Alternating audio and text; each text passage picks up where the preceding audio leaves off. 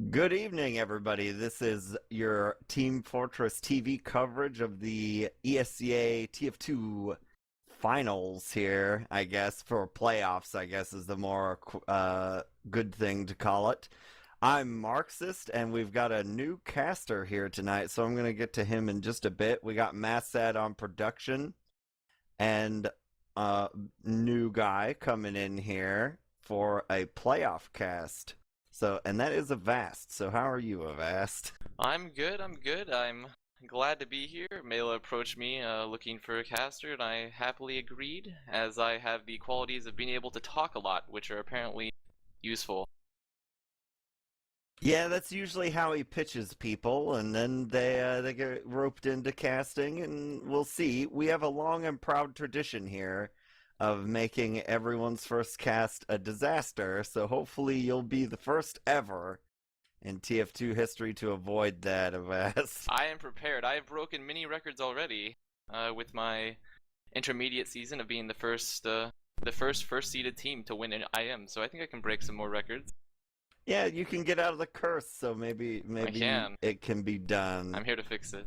Well, we're going to get on to the match now that you're familiar with Avast and his curse avoiding abilities. And it's a big one, and it's Ascent versus Froyotech, which is the sort of new classic TF2 match that we've got to offer here in North America, two of the best teams in the whole wide world. And actually, they had a bit of a meeting in the Razor tournament not that long ago. And Avast, maybe you can tell me who won that. I know, but I want you to You just say want me it. to tell. Yeah. Well, Ascent came up on top. It was a close game overall. But it definitely left a rivalry between the two that, I mean, there's already an existing rivalry, considering their historical past of being the top 1 to 2 teams past couple seasons. Yep, and it's another showdown, and it's not on land, so, points for Innocent's favor, being as historically they've not done well in the zero ping environment, but where ping is a factor, they seem to roll with it a little bit better. But we'll run down the rosters here just in case you're brand new to TF2 and have never seen this before. Otherwise, you'll be pretty familiar with it. But I'm going to go down Ascent, the current leading factor in this. So we've got 404 on Med, Badonsky on Demo, Mela and Rando are bringing in the soldiers, and Shrugger and Yomps, who he started out substituting for Decimate, and then he just stayed. And there's the Ascent roster. Yomps is indeed a beast. Well, Vast, do you want to tell the folks about Froyo? I will. I mean, as most people will be aware of the majority of the roster, considering they are world champions of the roster, and most of these players have been around in some iteration or the other, being a top team. But we'll start it off with Shade Medic, Banny Pocket, Blaze Roamer, we got Clockwork Scout, and we have Ash Scout as well, and Duwatna Demo. Yep, so the new classic froyotech roster. Now I get to look at the STV. Okay, there we go. We have one of the teams in there so far. Hopefully we don't get trolled like we did last night. And that would be good. I don't want to see a sudden forfeit from these top two teams, because everyone's looking forward to watching them. But since we got time to kill Avast, and you were just an invite last season, so I imagine you're quite familiar with playing against these folks. Let's do the old rundown of class v class. So we'll do the Scootaloos first. So that brings Shrugger and Yomps versus Ash and Clockwork. So Shrugger, big time player since season 11. Clockwork, big time player since ever I can remember. Earlier, for sure. Earlier than that. Yeah. Ash is kind of the new guy to the Froyo team. Had always played Roamer before. Doing okay on Invite Scout. And then Yomps, who's sort of in a similar situation to Ash, where Yomps was ostensibly brought in for Decimate, who had been on the Ascent team since it had gone through its different Elevate and other forms. And then he's gone. He had some sort of thing come up. And Yomps is in there now, and Yomps had made sort of a name for himself, got his shot, and has done well with it. Yeah, he has. He has consistently proven, I would say, that he is more than capable to be a stand-in for Decimate. He's probably, I think many people agreed that played an invite last season, or yeah, last season, the one that just finished up, or the one that's finishing up now, I should say, that he is possibly one of the strongest scouts in invite, if not the world, at the moment. Well, those are big terms. So, to whom do you give the advantage in the scout realm? So that might be kind of a challenge because you got Clockwork on one side. Well, I mean, Clockwork is everyone knows Clockwork. He is what I think it would be hard to find anyone that would disagree that Clockwork is arguably the best scout in the world. But the scout pair of Ascent is probably the closest scout pair in a while, I would say, that can really go toe to toe and just beat them at least on a regular basis with Shrugger and Yomps, who are both beasts. And I would say that it's honestly pretty evenly matched, with maybe a slight favor going in terms of Ascent, just because I feel like sometimes the deathmatch of the Ascent Scouts can outclass particularly Ash. Well, there you go. All right, so we'll talk about this old Datis because it looks like we got plenty of time still yet. There are some Ascent players filing in. So on the bright side, there will be TF2 tonight, most likely, barring some sort of meteorite strike. And so we got the Soldier Showdown of Mela and Rando and Banny and Blaze. Banny switching over from basically trying to go the old Mackie full boat to show that he could be one of the best at basically anything. Mackie didn't necessarily mean to be the best, but Banny so far was the best demo for a long time, really only rivaled by Platinum. Then he said, you know what, I'm going to play Scout. And then he became one of the best Scouts pretty much overnight. And now he's playing Pocket and is proving to be quite formidable at that as well. Meanwhile, you have Rando, who basically went at his entire career without ever meeting a soldier that was as good as him until he got onto the Elevate Ascent team and, well, NAG when they made Invite, and then Mela, who's our current caster organizer, and Romer, who's been around quite a while himself. Indeed, they have. They've been around a while. I would say that Banny is possibly one of the only pockets that could really fill the shoes that Lansky left after Lansky left Froyo, and he's proven to be extremely strong on it. Top player for sure. So who do you give the edge, Avast? Ooh, in terms of soldiers, I think that is honestly that might be even closer than the scout matchups, considering both Blaze and Banny have been long considered two of the best. Well, I mean, Banny Meeson made a switch, but since he's made a switch, they've been considered two of the best soldiers in not only North America but also the world. And same could really go for both Rando and Mela. But I think the synergy of froyotech, in particular with the calling ability of Banny and his experience, I think it definitely trumps sometimes some of the raw aggression that you see from the Ascent soldiers.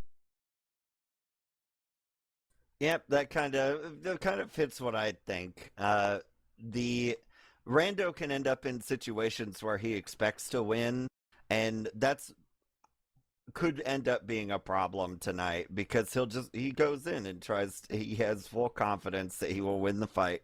And Banny may be one of the only soldiers in North America that may not be the case for. Yeah, I mean, there's not very many people in this server that Rando could go up against and just straight up out DM 10 out of 10 times. Like, they're all pretty evenly matched. So it'll come a lot down more to coordination than it will be raw aiming ability. And then we've got our demo men, who I said for a long time I was partisan in the early casts. You can go back perhaps 3 seasons and hear Marxist saying things about how Badonsky was suddenly one of our best demos, if not the best. And you've got Duwatna, who started about the same time as me, of old Garbage Plus fame. If you're an old bee like me, a grizzled TF2er. But yeah, in this case, so far from what I've seen, I would be willing to go out on a limb and be partisan, continue to be partisan for Badonsky. But what do you got to say about that, Avast? You know, I've heard that sentiment argued a lot that Badonsky is honestly the best demo in North America currently. I've and it's hard to disagree sometimes after playing against him because he's absolutely insane. He does things that you wouldn't ever believe a demoman, which is widely considered like right now, aside from like medic, to be probably the weakest class at the top levels of TF2 just because of how vulnerable you are. But he does things and gets away with it with less heals than just about every other demo in Invite, and consistently puts up insane numbers. But Duatna just has some of the best pipes I've ever seen, and also just managed to keep himself alive like 9.5 times out of 10, where a lot of other demos would have died. So I think it's a lot closer than some people. I think it's a lot closer than some strong proponents would say it is. Yeah, I would be, it's not by far and away. An interesting side story here, since the medic situation is next if we get to it, but we can put that off because you have a legendary player on one side. You can tell a lot of the time with demo men which pub map they came from, and the sort of stereotype is if they were a little older and came out of Dust Bowl, they tended to rely on pipes a lot more, and their pipe aim tended to be quite good. If they were a little bit later, around the time of the medic update, then they're more likely to be sticky users because they probably cut their teeth on this game in Gold Rush, where pipes not quite as good as the 8 stickies. I've never actually heard that before because I'm a recently new player, I guess I should say. So that was way before my time. But I did not know that was actually a theory. Yeah, that used to be a thing that was talked about somewhat often, was which pub map your demo man came from, because you would be able to predict if he had good pipes or good stickies. That is interesting. But in any case, we also have medics to talk about. Now, medics don't usually get credited with winning or losing games for their team unless they have some sort of problem and die constantly. But we have Shade and 404. 404 for Ascent, fairly new to the scene, and more or less stepping in for Fragile, who's been in and out of Ascent's lineup. I think it's like TLR's old arrangement where he comes and goes every other season for rest and recuperation. Yeah, I mean it's kind of hard to get rid of him considering didn't he? He's arranged most of the sponsorships for the Ascent / previously Elevate roster. So and he's a famous medic, longtime medic himself. Yep, you can go right onto YouTube and listen to Fragile talk about how to push Badlands last for 45 minutes, thanks to My Gaming Edge videos from 4 years ago, I think. So he has been around for quite some time, but they got 404, new guy. I am given to understand that he is quite the surfer. Not in real life, of course. Well, maybe. I don't know. I don't stalk him or follow him around to too many different places. But then we have Shade, who's basically a legend at this point. You would not probably raise too many eyebrows if you said he was the best medic in the game at this time. Yeah, so that's basically that. Those are our rosters. We are still missing a player. I think it's someone from the Ascent roster. I'm looking for them. I believe it's oh, they have Yomp. Who are they missing? They're missing Shrugger. Shrugger is in the house now. So we have 12 gamers in this Badlands ready to play. So I imagine it should be happening pretty soon. So if you haven't got your popcorn and your beverages prepared, now's pretty much the last call. Yeah, this will be an exciting match, I agree. Especially for Badlands, which is just a staple of TF2 competitive map rotations at this point, and is guaranteed to give us very, very fast-paced action. Yeah, I mean, there have been so many classic Badlands games played, and it's pretty fitting that Ascent and Froyo will be meeting here for the first game of the night, because we have at least one more game afterwards, unless they've arranged something in advance. I should talk about that since we're in the playoffs. Essentially, this plays out the same way that LAN always did. If you're familiar with that, it's a double elimination tournament with brackets 1 through 4, or seeds 1 through 4. So it's not round robin or anything like that. We've kept that system. They just don't travel anymore. And this is the winner's bracket. So whichever team loses tonight will still have video games to play. They are not eliminated. The winner, however, will immediately get a one-way ticket to the finals.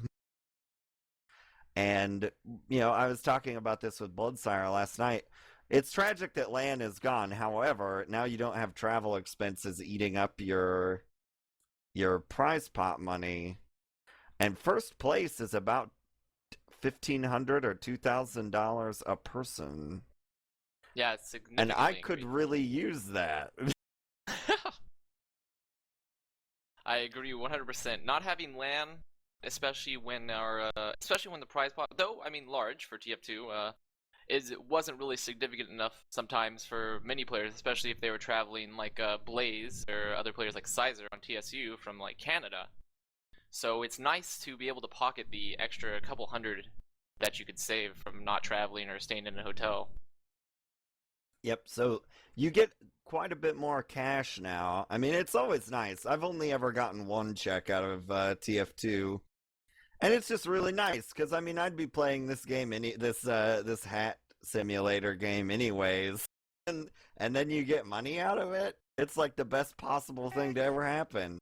But we are setting up and going live, yeah. So I will, in honor of it being your first cast, Avast, I'll let you talk about the first mid. Alright, well this first mid, I'll probably be putting the camera on Badonsky, just to see what pace he sets for the mid, how he rolls out. And I'll be watching out for soldiers as well, because soldiers really dictate the flow of this mid in particular, with who aggresses first or who flanks, things like that. And we have Badonsky rolling out to house. Typical standard rollout, and he's sticking out their house, moving to balcony now. And they've arrived at mid.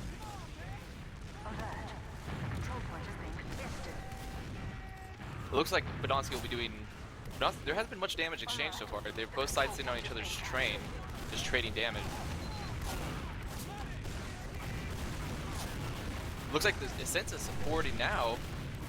They've killed many of the players. It looks like they're taking it. Oh, but they lose Shade in the process and 4-4. It looks like it's going to be a scrappy DM fight at this point. And it looks like Ascent will take the first mid. Yep, well, we still got Manny kind of teasing around. We'll see how aggressively they push him out. Actually, he's still trying to waste time. It's going to give him a really crappy spawn if he dies. Yeah, there he is, 20-second spawn timer. So that may end up giving Ascent second as well, because there's going to be no Froyo pocket for quite some time.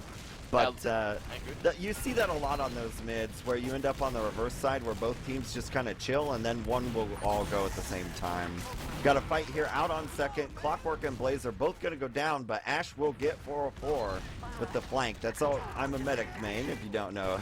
That always happens when you're trying to push quickly like that. And now we have a DM fight down here, but Shade will fall victim in the trash. So now we have Rando and Badonsky trying to fight here. Ash has a demo and a soldier raining stuff down on him. Actually, Duwatna going to take out the demo on top of Spire, and Badonsky's going to have to back out because demo versus Scout is a bad fight. Yeah, I agree. I would say Ascent probably stayed in a little bit too long there. They committed after they lost their medic, and I think Badonsky in particular probably could have gotten out because they probably were not going to get the Spire. But they were hoping to get the cap. But it would have been nice if Badonsky had stayed alive. But it looks like they'll be able to set up on mid anyways. But Froyo's already pushing through the choke. Really strong bombs from Mela on the choke, trying to deny them out. But Mela goes down. 4-4 got killed by Blaze, actually. Jumped aggressively, getting both Yomps and their medic of Red. Yep, they are all dead, and now we have a 3v2 again. This is many times we have ended up in this situation. Badonsky is on Diag, and actually Rando is camping around, but the top of the doorway is up. So Badonsky really wants who to knows pressure what with he's Rando. doing? They're coming in to fight this mid, actually. Yeah, Rando just kills Duatna. I don't know if Duatna forgot that he was there or or what was going on there, but he just walked up and Rando just peeked out and killed him. Now no demo means push time, so we're gonna see Badonsky starts to throw a sticky down to jump forward and thinks better of it, and now we're gonna have the classic Pride Rock to Spire fight.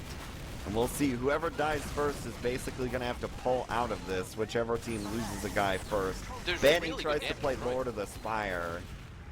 Yeah, it looks Falls like down. Ascent's gotten great damage on the soldiers, actually. And Duwata gone down again, so they have great positioning. They already have a soldier up on Spire. They could easily be pushing into them aggressively, which looks like they will. They will lose 4-4, but that's okay, because there's only 2 up now for Froyo. They'll be getting Spire soon, and they can easily push this last and get a med pick, or at least cap the point, because Badlands, you want to pressure this point really hard. And it looks like they will be doing this. Wow. Yeah, Froyo that was pushed it too hard. yeah, they tried to hang out too long at 2 after they gave the first pick, and then that last caps in 2 seconds if you, well, 1.5 if you've got a scout on it, and so there was like nothing they could do. But we are on to another mid. Looks like Badonsky and Duwatna will be mirroring each other, rolling out to Hoodoo from balcony, changing blows. Froyo will be going up. They'll be just taking sides, actually, just switching, going through each other's closet. Really good damage on Duwatna early. Froyo's back up and shoot. I would like to see Ascent bomb aggressively. Mela goes in. Duwatna down. Ash down. And they lose both of Ascent soldiers are down. And they're fighting Clockwork, actually, on their train. He's opened up a lot of space for Blaze to bomb it. Clockwork's coming back in. I predict a Clockwork getting 4 for at least here. Oh no, getting cleaned up by Yomps. Yomps getting a 3k. Really solid mid for Yomps right there. Just cleaning up all the bombers on his medic. Yeah, and it's a big win for Ascent too, because they've kept their medic up, so as long as they can get up here on the Spire and nothing disastrous occurs, which doesn't seem like it will be, they're gonna cap this up and just be able to push last. And that can be quite the challenge. Clockwork goes down to the cannonball, bounces him forward and traps him out. They lose Ash too, so Froyo's basically hosed here unless Banny and Blaze do something absolutely astounding. Right now, I'd like to see them play a little bit passive. They're going to be popping in, going for Shade early, who only has 50%, and then just playing the point, forcing them to the point. Ooh, but they have projectile clap. We need where's it looks like they've actually fallen for this last. It's going to be between Mela and Clockwork here for a little bit, but Ash comes in, he'll be cleaned up. Yeah, the really good dive from, I believe it was Banny there, down into main to kill Badonsky. 404 didn't turn around in time to flash him because he'd run forward with the scout to get him on the point. And then your demo's dead, and Rando had died to a weird sticky trap or something earlier, and that just no projectiles on last makes it pretty challenging. So the play worked perfectly. We'll see if Froyo tries to tease this out. I personally wouldn't. I doubt they will, because they tend to play a more risk-averse style of TF2. And yeah, it seems like they're going to pull it on back. We do have a Clockwork sniper. No off classes out of Ascent yet. So we'll probably see the good old-fashioned somebody dies, run the suicide play here in probably about 8 seconds. Yeah, I would expect once they get Uber, for probably Rando or Mela to suicide, I don't think they'll put up the scouts, since scouts are so good for denying the Spire. And then we might likely see an off class, or maybe even a force, depending on how successful it goes. I just like to point out how well both demos are doing on either side, with Duwatna and Badonsky in particular just having top pointing in terms of fragging classes, with Badonsky being over his medic. He's just been going huge so far. Yeah, what demo man nerf? Yeah, well, if you're the best, the nerf really didn't affect you that much already. I like to pretend. Go ahead. Oh, I'm sorry. It looks like their Clockwork will be sniping from the looking into lobby, looking for a pick. It looks like Ascent's in lobby now aggressively. They've moved off of Spire and are getting onto right bats. They look like they're going lower right, actually, possibly. They're stacked up there. Well, I have seen them do the classic both soldiers spam the top right wall. Yeah, that's all they're doing. So this is like one of the oldest tricks in the TF2 book, and it didn't kill anybody, because normally, there's always the soldier or the demo standing there. so you can kill him a lot of the time if he's not paying attention. And it looks like they might just try it again. You know, it's that old reverse logic where you know, they saw us do it. Who would expect us to do it again? Yeah, there they are. Oh, they get Blaze actually. They got Blaze him. Re-peeked. I don't know why he re-peeked there. He saw them. He just wanted to get the extra damage. But now Blaze is down. They might look to work this pick. Looks like they're stacking up on main. Banny was peeking aggressively, but he's backed off. Rando is motioning that he wants to go forward. It looks like it's going to be a Rando Shrugger Uber. They exchange Ubers here on top left. They didn't have any off classes to deny this Uber, so they get a pretty good trade, and Rando gets time on point, but he'll go down. I think Ascent should be getting out. They commit the end. Yeah, that was, I mean, I like that play from Rando to get on the point. It was just a little unfortunate for them that the Froyo Uber was still on at the time, because Badonsky had sticks on the point, but he dead him on invincible people. And that's the story of that last push. Don't know why they didn't really go with the solo Uber there, because they ended up giving Froyo about 2 extra seconds of Uber, and that botched the whole show. I think maybe there could have been 2 options where they wanted to split it harder since they knew they had no off class and they're already down a player to force them to split more players with the scout being included, or possibly they just wanted Shrugger to run to point. But it doesn't look like either one of those happened, because it's a pretty classic play to bait the point with the scout in the post-Uber fight with your demo sitting main. But it doesn't look like either one of those happened. And now we're going back to holding choke. So we'll see probably a play here. We'll see if...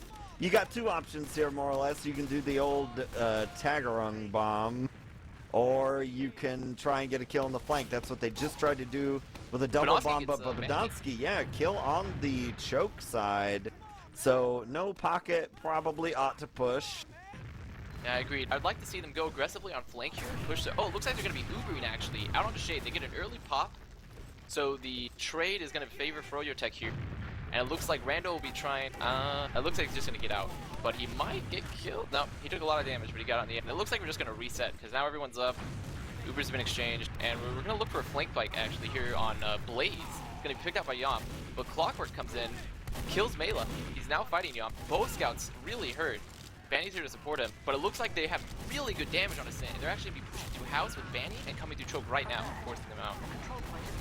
Yeah, Clockwork chased a kill harder than probably anyone would have ever deemed possible or reasonable, and he got it, and plus it happened like right as the push was occurring, so that just sort of left him into position to push anyone else out, which Ascent just has to pull back. They're gonna probably lose this Spire. Rando just went out and died for no apparent reason, really. I don't quite know what he was expecting to accomplish, but he came out with like drop down, just died.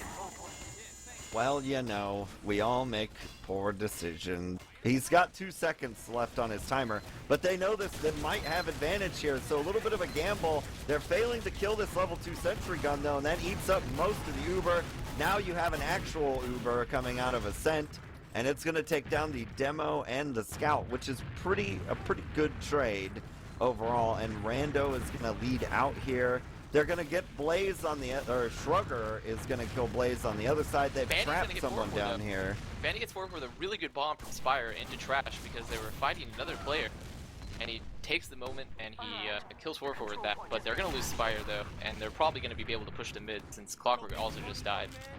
Yeah, that Clockwork, that's an example of Clockwork's timing of what makes him so good, but it just turned out that randomly, for whatever reason, there was a guy under the Gray Bridge, and that's pretty irregular. Yeah, and that's really all that got him there, otherwise he would have killed Badonsky in like a split second. Yeah, I'm seeing some really scrappy fights from what I wouldn't expect from Froyo. Like that last push, they had really poor focus fire on that sentry gun. It was just, they allowed Shrugger to pretty much just negate the entire Uber with it, and then like they had bought time for Ascent to get the Uber, just re-push. So I feel like froyotech aren't playing as cohesively as we're used to seeing, and Ascent is just taking advantage of these openings. Yep, and now we've got a roughly even Uber situation, because both medics died in the last exchange there. We might see someone try to utilize an advantage that does not exist, but it does not look like we're gonna do that. I don't know, I'll be looking, I think the place to watch would be the flank, because that's more than likely where we're going to see at least one pick go down. Clockwork is peeking really aggressively, actually. He's like all the way in Valley, but he's backed up to mid now. But I'm pretty sure that's where we're going to see the opening exchange, with Banny peeking aggressively too. Yeah, Ascent, to their credit here, is holding really, really passively on the flank right now because they know that may be the preferred option. But the bomb comes through. Blaze actually is going to get Badonsky there, so that's a perfectly good trade. Although Demo Man isn't the greatest class anymore, he's great for defense because of the 8 stickies. And Banny's going to get dropped in the Uber too. So we're going to lose 2 players now out of this. So Rando's just going to wait. You gather your team and shove them through choke. Duwatna is going to go down. Shrugger's going to get Clockwork. And this is a disaster. Oh, but Shade somehow managed to get out. He should have really been punished. All of Ascent was there, but he managed to walk through them all, get to house, grab the pack, and get out the flank, which is kind of inexcusable considering like how good the collapse was from Ascent. So that's really unfortunate, but it just shows how slippery Shade is. Looks like they're going to be taking Spire slowly. Froyo is taking position in the lobby. Blaze is spamming. I don't know if they're going to want to try to fight this. The hell's kind of bad. No, they're going to give it up. They're not really in position, and they just lost Clockwork. Yeah, little disjointed play there. Clock went to try to really aggressively harass Spire. And the rest of his team, thanks to our new Spectator wall hacks trademark, they, everybody was backing up. But we're going to see the Uber come in straight away. They are backed into spawn, 3 players in there, no one on the point just yet. There are stickies there. 2 players down for Froyo. Almost the whole farm is down. They're going to force him to point. They do get the pop, but this is fine, because they still have another 10 seconds before any spawn. All of the Ascent players are hurt, but it's just Duwatna and Shade on point. So all you have to do is just collapse, kill Duwatna really early, and focus point. There we go. They didn't get Duwatna, but like they had so much cap time on the point that they could just kite Duwatna. He's a slow demo, reload slowly, and just able to cap it out. Yeah, and after a big fight like that, it's going to be a lot of reloading occurring anyways. So we're going into our 3rd mid. Ascent leads 2-0, and the last 2 mids have been reverse closet side mids. Looks like they're going to be doing the same. Well, actually, Froyo's going their side now. It's a left-sided mid. They're fighting them really aggressively, but it looks like Ascent's getting the best of it. Blaze does pick up 4-4 in the closet though, but he's actually going to get Blodonsky too at the choke probably. Oh, yes, he does. Okay, so there's 2 really weak Ascent players in the Froyo house, and they're all spamming in trying to fight them. Shrugger and Mela. So they're going to have to work some magic here to pincer, but it looks like Mela will go down. Shrugger will go frequently, yeah. So it looks like Froyo just countered that mid from Ascent really hard. Yeah, they delayed in the valley for a little bit to see if Ascent was just going to do the same thing again. Once they saw that they did, they just bombed everything to choke, and that worked pretty well for them there. So we'll see this. This might be... Nope, they're just going to let it go. They had players there, and sometimes, especially at Invite level, a lot of teams will try and be pretty aggressive out here. Because you've got a little bit of leeway if somebody dies. But quick climb of the Spire here for Shade, too. They're actually going to go... Really yeah. Though. He gets shut down. Oh, what? Rando gets 3? No, 3 kills. Rando just gets 3. He just walked out from bats and killed 3 people. What? Yeah, Shade did the hop, though, the old patented medic hop to be extra safe, and it kept him alive, so that shows you why he did it. But everyone else on his team died. They knew he was there, like they saw him peeking aggressive, but like as Shade was crossing, he just walked forward when they were like focused on watching left side and just punished Froyo so aggressively. Yep, now we have a scrappy fight out here. They are going to re-push. Badonsky is really pretty hurt here. 4 health, all told. We're going to actually pop the Uber out of 404, so now we've got to get this guy off the point. And, yeah, it's still not capped. The Uber comes out from Shade. Not the greatest fight so far for either team, but it's even bodies-wise. Banny is going to take this. Yeah, I think that this is going to swing in the favor of Ascent pretty quickly. They may have cleaned up the players, but it's just Blaze and Banny left alive, and they did manage to cap Spire. Well, actually, it looks like it's going to stabilize, but for a long time, Shade's Uber wasn't the greatest since their scout of Ash was dying on Spire, which would have left them like without height control. But it looks like Banny managed to salvage it in a typical Banny fashion by jumping Spire and getting the frag. Yeah, that was pretty pivotal there. You know, whenever they tell people how to play the game, they always say, well, don't take 1v1s. But occasionally, it's nice to be able to win a 1v1, because that basic Banny's jumping the Spire and getting a kill on that scout basically ended it. Yeah, they definitely could have been collapsed on there, but it looks like we're going to be looking at another last hold with the Sentry coming up from Sugar again. It's a pretty standard Badonsky on Loose Cannon, actually, which is a great Uber denier at this point in particular, since you can just spam Loose Cannon donks through the doorways, and it's really a pain to deal with. Yep, we're going to go for the classic play of trying to spam this gun down with our double soldier Shrugger, managing to bang on it enough to keep it alive. And actually, he's going to move it. Yeah, it was a really aggressive sentry position from Sugar. I don't quite know what he was thinking of putting it there, since it's so easily spammed.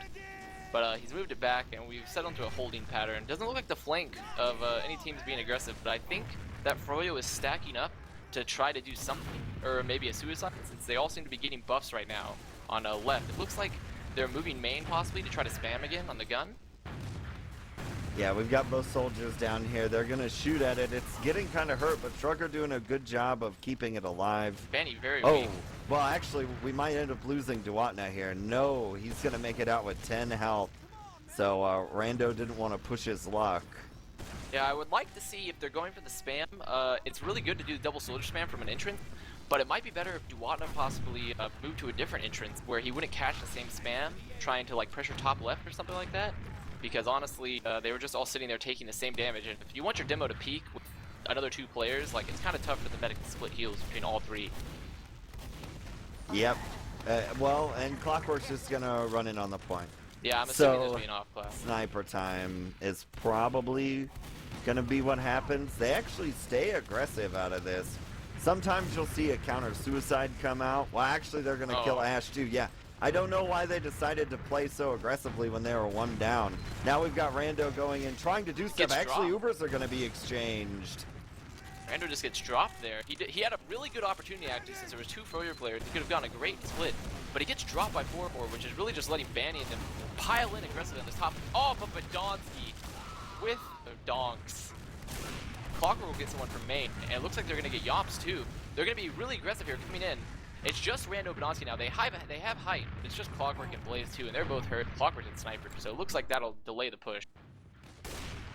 Well, unless almost 404, the sniper shot comes down on him. Doesn't do a tremendous amount of damage, but that'll still keep you pretty honest, since as a medic you generally end up being a paranoiac about snipers. Especially when it's Clockwork sniping. Yeah, so now we are reset here at Badlands last. Pretty much the longest stalemate we've had of the game so far, but we've at least seen plenty of action out of it. And we'll just, essentially all we're doing here is just waiting for Clockwork to get a kill, or hope that that distracts them a bit. Well, actually, well, he's going to get donked, so rest in peace, Clockwork. If there's one demo invite that is consistently proven how good the loose cannon is, especially on points like Badlands last, it's Badonsky. He's just so deadly with it. He's really, really good with it. It's actually absurd. He's definitely one of the demos I would put up there that can utilize it to its full potential. Like Dingo would probably be another one that comes to mind. Yeah, this evil, horrible weapon. Ruined Clockwork sniping day. But, can you believe that it's banned in Highlander but not in sixes? What is that? That's a pretty rare scenario. We're going to lose Blaze, though, on the other side, and Ash. So that's pretty much going to mean it's Rando's got to do something. Yeah, and, they're pushing aggressively. Yeah, now, I have a little rule here, which generally means don't pop the Uber in this situation. Just drop whoever's going up, unless he's going to get a million kills. And I don't think they're going to do anything. It's too dangerous, and you don't want to forward hold when you have 100%, because teams start to do evil things to you, like run Dead Ringer spies and stuff, and then you lose. Yeah, I agree. That's a good rule to have because it's really tough to push out of Badlands if they have all their players up or a strong defense set up with a sniper particularly. Clockwork will be peeking aggressively. He looks like he gets Badonsky. Yep, he was zeroed on him. Badonsky was just peeking too aggressively, and Clockwork just zeroed in and got him. So it looks like Froyo will definitely try to peek aggressively to get the gun. Yeah, and they do that. They're going to try to, they're in without popping, which is really big. Still Badlands dead. They should just pressure the point, which is what they're doing. Ooh, they pop, and they just get it. Oh my goodness, what excellent flash from Shade there. They just take the Uber off of Benny at the pivotal moment, and then allow him to cap. Yep, Shade working his weapon change binds rapidly after everybody just said, well, you know, we can't kill invincible people, and they walked away. Yeah, it's just a classic Badlands scenario where as soon as the other team gets to the point, as a rule of thumb in my opinion, unless both Ubers are on, it's kind of over. Yep, Looks so like we got another mid, and it's a traditional one with both sides going left, but 4-4 is going to eat a pipe and die, so there's that. Blaze and Ash both go down. Rando's going to die. Huge demo kills at this mid so far. Banny and Clockwork are all that remain. Always a bit of a threat, though. Yeah, and there goes Badonsky to Banny, who's still alive. There we go. So he's going to be force cratered into the ground. And 404 is on the way with Rando. So they're going to get a little bit of Uber advantage built up here due to their early start. Now you got to be a little careful here as Mela, because they may try to pressure you. Yeah, and it's a scout first, so yeah, he does yeah, he's the roamer man. Usually got the gunboats on, and he says, "Ah, see you later. I'm not taking that fight." It looks like Ascent's peeking really aggressively or choke, but Badonsky, or not Badonsky, but Duwatna is locking down really hard, and Clockwork will go in. Mela's really hurt though. I wonder if Froyo will push off this. No, they're going to let it go since they're down Clockwork, and they'll probably just reset. It'll take Ascent a little while to be aggressive, but remember that they do have the Uber advantage. So I think they're going to try to be aggressive with this, maybe with a rando solo Uber or possibly a scout. And Blaze has called them out though, to spamming really well from that forward, and just getting the constant infinite rockets, and just making it a pain to go through flank. But they're going to be in now. Really nice, wow, two really nice rockets in succession from Rando there. And that's going to be no Duwatna, no Blaze, but Shade is going to get the Uber. So this is Banny's time to shine. There are a lot of players grouped up, and that's no 404. Going to get the demo easily. Both scouts going through choke. It feels like season 11. They're going to get Yomps too, but there's a Rando behind, so we'll see if he gets dealt with at all. Yeah, he's going to be coming through Blue House, trying to go. They know he's there. They've called him. He's not going to get anything done. He's cleaned up now. And Mela's peeking from Red House and spamming. But once again, Ascent, I feel, is just staying in a little bit too long with these exchanges. They have a good exchange, but they know Froyo is coming aggressively, and then they all try to lead through choke. And obviously, if the Ubered player jumps on your face at choke, where you can all take the same splash damage, it's not going to end well for you.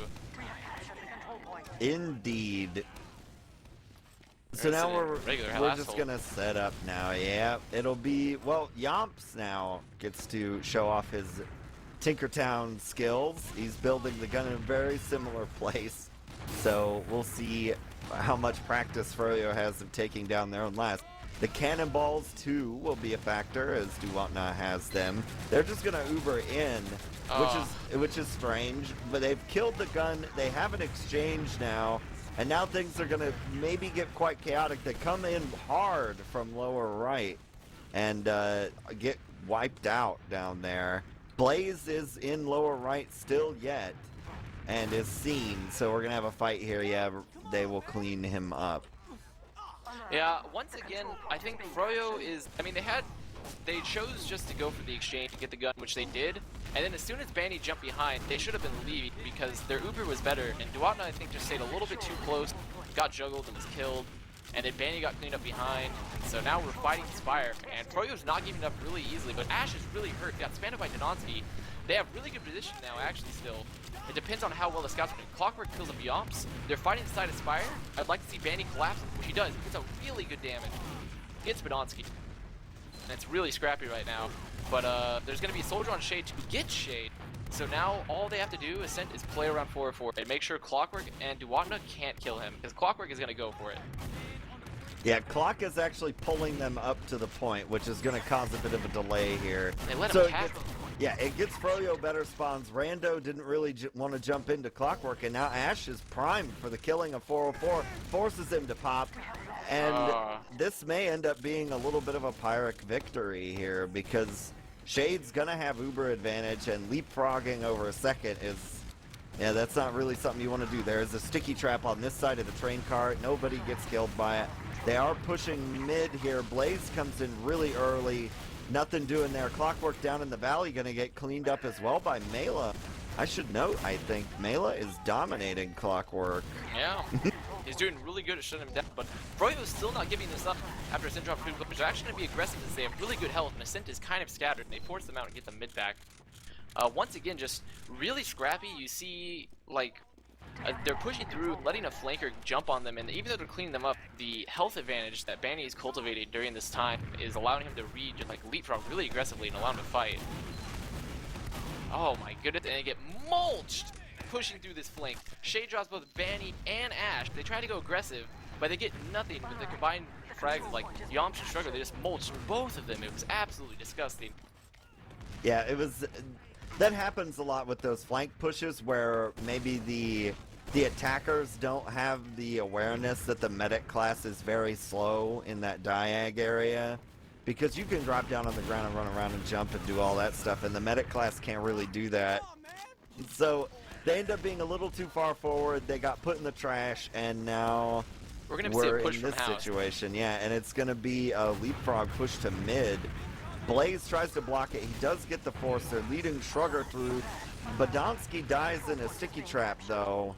And now you're liable to fight here, especially because Mela goes through and doesn't get anything. Froyo's going to recollapse on this point from all sides, actually. They have a combat advantage. They just have to play close. No, it looks like they're just getting cleaned up by the scouts. Yomps and Shrugger are just picking up together, get a 4K, just cleaning up everything in sight.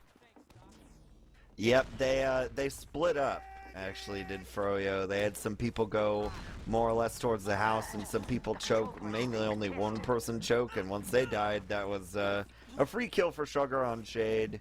And then everything was downhill from there. 404 has a massive Uber advantage right now, and they're probably gonna try. I would go ahead and try to use it like immediately. They are. They're pressuring Banny's gonna die. Yeah. So this is easy peasy lemon squeezy at this point. They have a pyro though. Oh, but Shrugger's gonna die, and the pipe actually get dropped. And now we've got a solo demo Uber, so we're taking it out to Europe here real quick.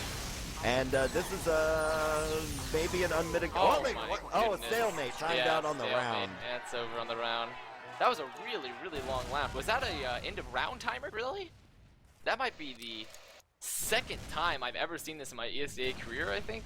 Once was against us, actually, in, well, I guess was in our intermediate playoffs against Mad Lux, which is one of the invite teams from last season, where we had a round timer in. So I don't see that. You don't really see that often if it's an actual round timer. But yeah. Looks like we're on intermission now, right? Yeah, we are at the half. If we were in Europe, the game would be over, but it is not that way here. There's still a whole other half hour of TF2 that will be coming your way very shortly. Typically, we don't put it over to break unless they talk about getting snacks in chat, so we have not gotten that confirmation yet. So pretty much gonna hang around. I'm gonna look at the stats here right quick. It's a good idea. If I can get them to come up. I have them up, and I can go ahead and start talking about them. Yeah.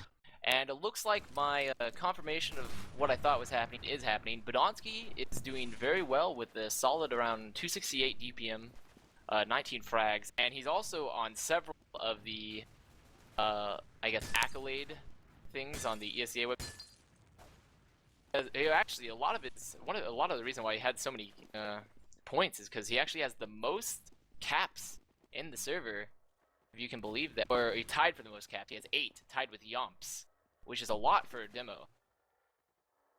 Yeah, he's been into these lead push situations a lot where he ends up on the point. But yeah, he is going pretty huge. For the comparison breakdown, he's at 268. His counterpart is at 229 in Duwatna. Duwatna is getting one more frag overall, but he has died quite a bit more. Badonsky is at 9 deaths. He has Yeah. fewer deaths than anyone else in the server, keeping himself alive. He's received the second most heals on his team, but only just barely. And I think 404's heals receives is the new ESEA Buggeroo. But actually, it turns out we're starting the second half. So that's all the stats you're going to get tonight, ladies and gentlemen. And we are pulling it back in at 2-1. I want everyone to watch. I think the scouts are still pivotal. Both the scouts and soldiers are still so pivotal on this mid. It's tough to choose which between, but I'm going to be looking at the Froyo side. I'm going to be watching what Ash does, actually. Looks like they're rolling out Valley. They're taking the opposing claws, and it looks like Ascent might be trying to actually... No, they're playing under, actually, really heavily. They're just sitting on slope. I don't know, I see some timidness here. Looks like they progressed through. They progressed through Closet now, and they've gotten some good frags from the Ascent side, from the Pro side, I should say. But it looks like Sugar will run and clean up Shade. And Yomps and Badonki, what are they? Oh my goodness, they're just cleaning up players left and right. Yomps still clearing. Oh my, Yomps! He's so good! And with the taunt at the end. So they turned that one around for Ascent. He's better with lag, accuses Clockwork. Oh, the classic ping from Froyo. Classic ping excuses. And Badonsky's going to trap up the shutter door. They have not put time on it yet, so they're trying to fool him. Oh, well, it almost very nearly worked. And now we're going to see Ascent flood in here. We're going to have a fight. If Ascent gets baited to the left, they will lose. But so far, they are not there yet. Scouts pressuring up. Bombing now is Banny. He's going to get pogoing off of Rando's face. Oh, Shade and hit put a a massive rocket arrow into of Banny right there, 404. saving his life, though. He was about to get cleaned up by one of the scouts of Ascent, but Shade managed to, from Greybridge, hit him on the actual ramp leading up to Spire and saved his life, which actually pretty much was able to force Ascent out with that pick and keeping Banny alive. Well, he's a legend. What can you say? Yeah, that is indeed legendary. Very, very... I think Shade has been playing spectacular so far tonight. I think maybe outperforming his counterpart 404 a little bit, but I mean, we've seen instances of both dropping players and Ubers. But still, I think I've seen some slightly more impressive plays out of Shade. Yep, so we are now at the Uber versus Uber situation. We'll probably see so far they have not really gone for the bomb-in plays as either team. They've at least tried to get a flank kill first. We have one kind of here in a Clockwork that's a bit extended, but they do not manage to see it. So we're just waiting on Ascent to decide what it is they're going to do, unless they've decided that they really like 2-1, and they're just going to park the bus for the next 8 minutes. But I don't think that's actually going to happen. No, I do not. I do not think so either. It looks like Banny has been trying to force a fight in this house for a while, peeking aggressively with the heal on him, and both Ascent soldiers are stacked up, taking a lot of damage together. But I think Ascent really want him to repeat or some other flank member of Froyo because they have their soldiers stacked up there and they really want to just like double kaboom them because soldiers rule in this house. Yep, nice flat ground. Clockwork is extended again. He's pretty banged up. Well, I thought they were maybe going to commit Shrugger there on him, but they decide better. Yeah, he made a wise move there. They are pulled back again. Looks like there's going to be more stalemate. I'm expecting probably up to Ascent probably going to be the one to break this. I don't think Froyo is going to break it anytime soon. Unless we see maybe Clockwork or someone else being aggressive. But it looks like they're doing, again, they're putting both their soldiers in house, peeking for a flank, some sort of flanker to come through. But it still looks like Froyo is playing pretty passively because they know that's what they want. Banny has to know his mind powers that they want them to peek aggressively with both soldiers. Yeah, and there's not a lot you want to do here as on our red friends too, because they're at a respawn disadvantage. So if they lose a guy here, they're probably going to end up losing the Spire unless somebody goes Clockwork absolutely engaging huge. Shrugger really hard, but Shrugger backs off. Did a lot of damage to him. Clockwork, as I can tell, is really anxious to get some sort of pick. He's been running through, getting fully buffed, but that's what they want him to do. They're still sitting really patiently with both these soldiers, and he runs through, gets good damage. Shrugger, they're committing Shrugger for this. Oh man, but he gets out with like 10 HP. And that's the second great escape from Clockwork on these flank plays here. So the tag bomb is dead for right now. They have not decided to go that, but they are buffing Mela. So they finally said, forget it, we're going in. And he dies predictably, and does not force shade. And now we'll see if Banny decides to do anything with this. Oh, they're definitely going to be aggressive. Banny is not one to waste a pick. I imagine they're going to try to force the Uber early and let their superior numbers try to win it afterwards. But it looks like Rando's going to be jumping aggressively, really aggressively on flank, gets really hurt, and is leaving. It looks like, I don't know, I guess Froyo has decided to actually back off since they weren't moving in time. They're still sitting in house just spamming. I would have liked to see Froyo go, or at least try to capitalize off that rando bomb, but it looks like Ascent was playing pretty smart, and Banny decided that it wasn't worth the risk. Yeah, the Mela bomb hit them almost all the way back by Gray Bridge, so it took about 3 or 4 seconds for them to walk up in there, and then by then you're really close to Rando being, or Mela being back by the time your Uber's even over. So I guess they just thought better of it. It's kind of hard to push through house there too, because you get tossed around a lot. And now we're back to Ascent's game of just trying to catch somebody out on the flank with stealthy soldier play.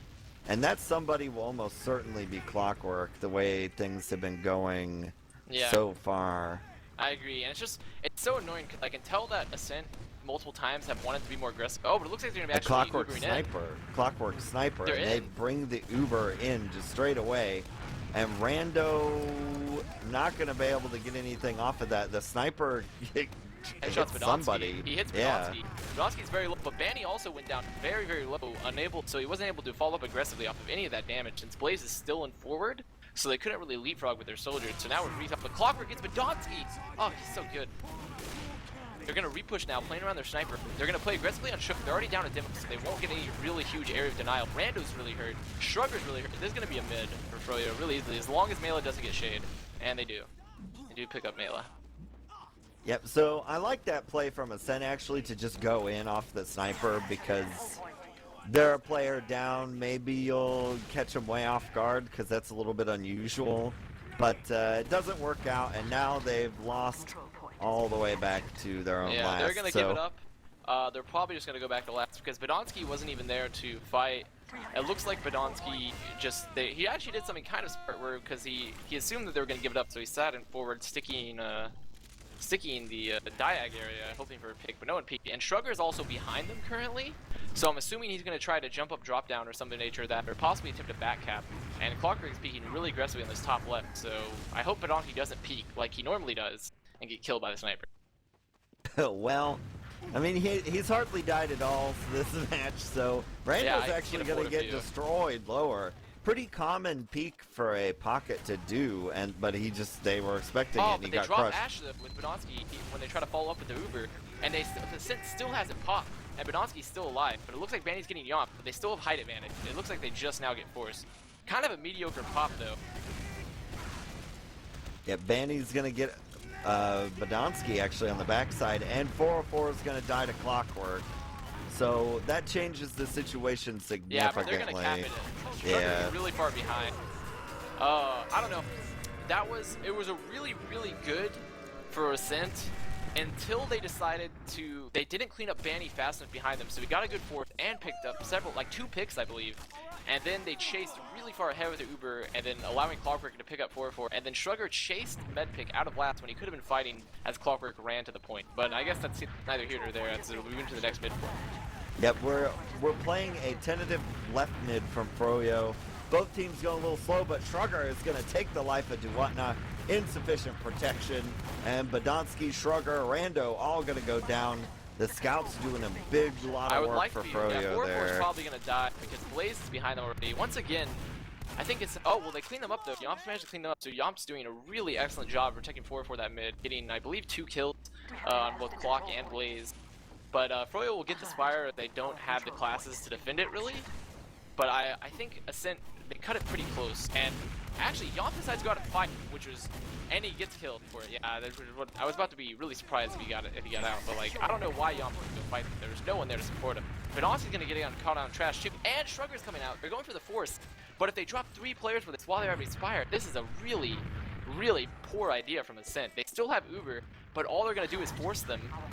And then They're definitely. Froyo should definitely peek off this. Yeah. Oh, and they the get ran. sniper. The sniper from Clockwork was in there. Yeah, so this never really works out. Like, you like to think, haha, we have a really good pocket. We'll just, yeah, we'll give him the Uber. But I don't know. no, it never works out that way because they just force you and back up. And then terrible things happen to you, as is the case there. And now Froyo takes the first lead of the game for them.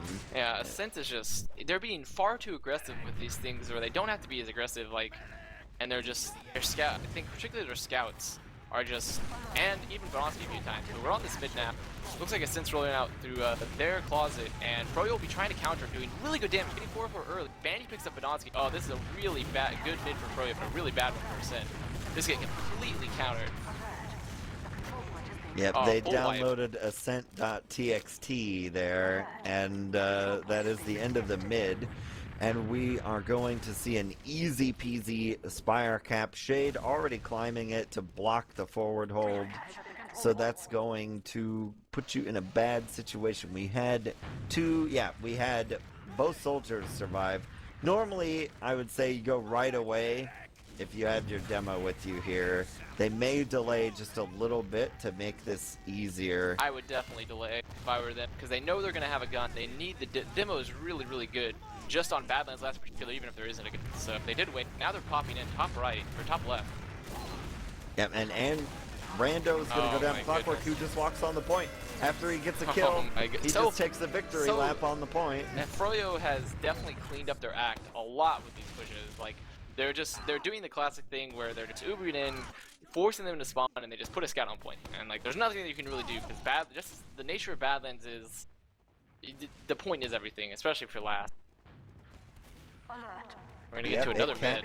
Deceptively fast, but are we gonna see a similar mid? Ascent is going back to what they were doing earlier, and this is actually an old style Pinball Wizards mid, and well, they're not the Pinball Wizards, but they are getting the frag lead right here, and Mela's gonna clean up Ash, and they've got point position. So that worked as designed. You pretend like you're going top right, don't do anything, hope the other team is stupid enough to fight you in the valley, and Froyo made that mistake. But Banny's still behind them. Banny is behind. Yeah, he got Rando, so the pocket v pocket fight. He's just being really annoying right now. He's doing just one of the most annoying things that can be done. But it looks like Struggle will be fighting him now in the Spire. He's still behind though. Right now, Ascent should just be ignoring Banny. They're essentially down 1 with this, but I mean, Ascent's also down 1, so they actually can't capitalize, especially with Banny still behind them. Looks like he's gonna be trying to flank through Choke. Froyo's pushing through. It looks like they want to push through. Banny's on them. They have a really good flank. Oh, but Ash gets clean. Banny gets clean. It was really Clockwork gets on Yomps, but it looks like Froyo will be leaving this though. They're down 2, and Clockwork kind of hurt. It took them a while. I know what Banny wanted to do was have them come through Choke when he flanked, but they were just kind of slow to get through. Yeah, it's hard to get through that Choke. It was a good attempt. You can put that in the good idea category, even though it didn't work out. And actually, we're going to stabilize here because Mela ends up going down. So Ascent decides they don't want to do that. Now we're at the equal Uber situation. Now Ascent has shown they don't necessarily like the old tag bomb strat. So we're probably going to wait for Mela to get back here, and then they're going to try and bait. Yeah, I agree. I feel Ascent likes to use their soldiers a lot more aggressively. It's in like for positioning and pushes as compared to like bombs, because I think Froyo likes to utilize bombs a lot more. But we're actually going to see a scout duel in Valley. Clarker's going to get Shrugger, so this might prompt a Froyo push. They'll try to. I think they might just try to push them out while they push Valley, because Blaze is already being aggressive there. Blaze is actually bombing Mela, really aggressive. Mela's forced to get out. Blaze is so aggressive, chasing Mela, gets the frag. Okay. Well, it's a roamer trade, so great, good for comedic value, but no great big thing in the future. Clockwork gonna go down to Yomps. We almost lose more players from Ascent, or Froyo rather, but now we're gonna see Badonsky maybe try to bomb through here, or at least go. He put stickies at his own feet like he was gonna jump it. Rando is flanking now. We're gonna have the Uber fight from the reverse side. Shrugger is going to kill Ash there. Pressure already on the point. Banny has to jump it. Now we have some MGE Spire going down as well. Yeah, I don't know. Froyo, once again, with Clockwork dying early in that push, they're just giving Ascent this opening. I don't know why they were so aggressive. Maybe I missed something, but Clockwork was far too aggressive after both they'd lost Banny. So I don't know. It seems very odd sometimes what Froyo is doing with this aggression. And now they're on last. Shrugger is forced to want out. Really hurt. They're going to pressure from me and they're going to cap it. Yep, couldn't get on it fast enough. And that is going to take us to what could be the final mid. Yeah, depending on could be match point. Tech win. I'd like to see Ascent try something new again because I know personally after I've played with Male a few times and also played against them that they really like to favor Closet, but Froyo has started to counter it pretty hard. So I'd honestly like them to try something else. But they're doing the same thing again. Mela bombing really aggressively on Blade. He's gonna get cleaned up. Shrugger's really hurt. They're gonna get Shrugger. Mela's still stuck behind but Annihilate. Rando's jumping, but he's gonna get cleaned up. And their soldiers are both on him with a scout. It's really bad for them. Just Badonsky. 4-4 gets killed. Badonsky is leaving. He isn't forward. But Blaze is gonna pressure him, make sure he can't peek. He'll just back spawn. Ascent's just doing the same mid over and over again. And they have to know by this point that Froyo's figured it out. Yeah, well, I mean, they got it to work out somehow last time, so... Well, they did play a little bit of a slightly different mid. Instead of committing aggressively, they sort of baited Froyo into them, but even then, they still did the same thing. So I just don't know what they're expecting. I know they're really favorite, but they need to try something else because Froyo will counter them for sure, considering this roster is it's filled with very, very good players.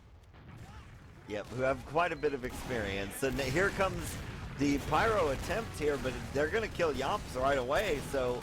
Pretty decent work with the Pyro there. They're going to kill Rando as well. Badonsky's getting thrown around, and that will be your game. Yep. So that is game 1 going to froyotech.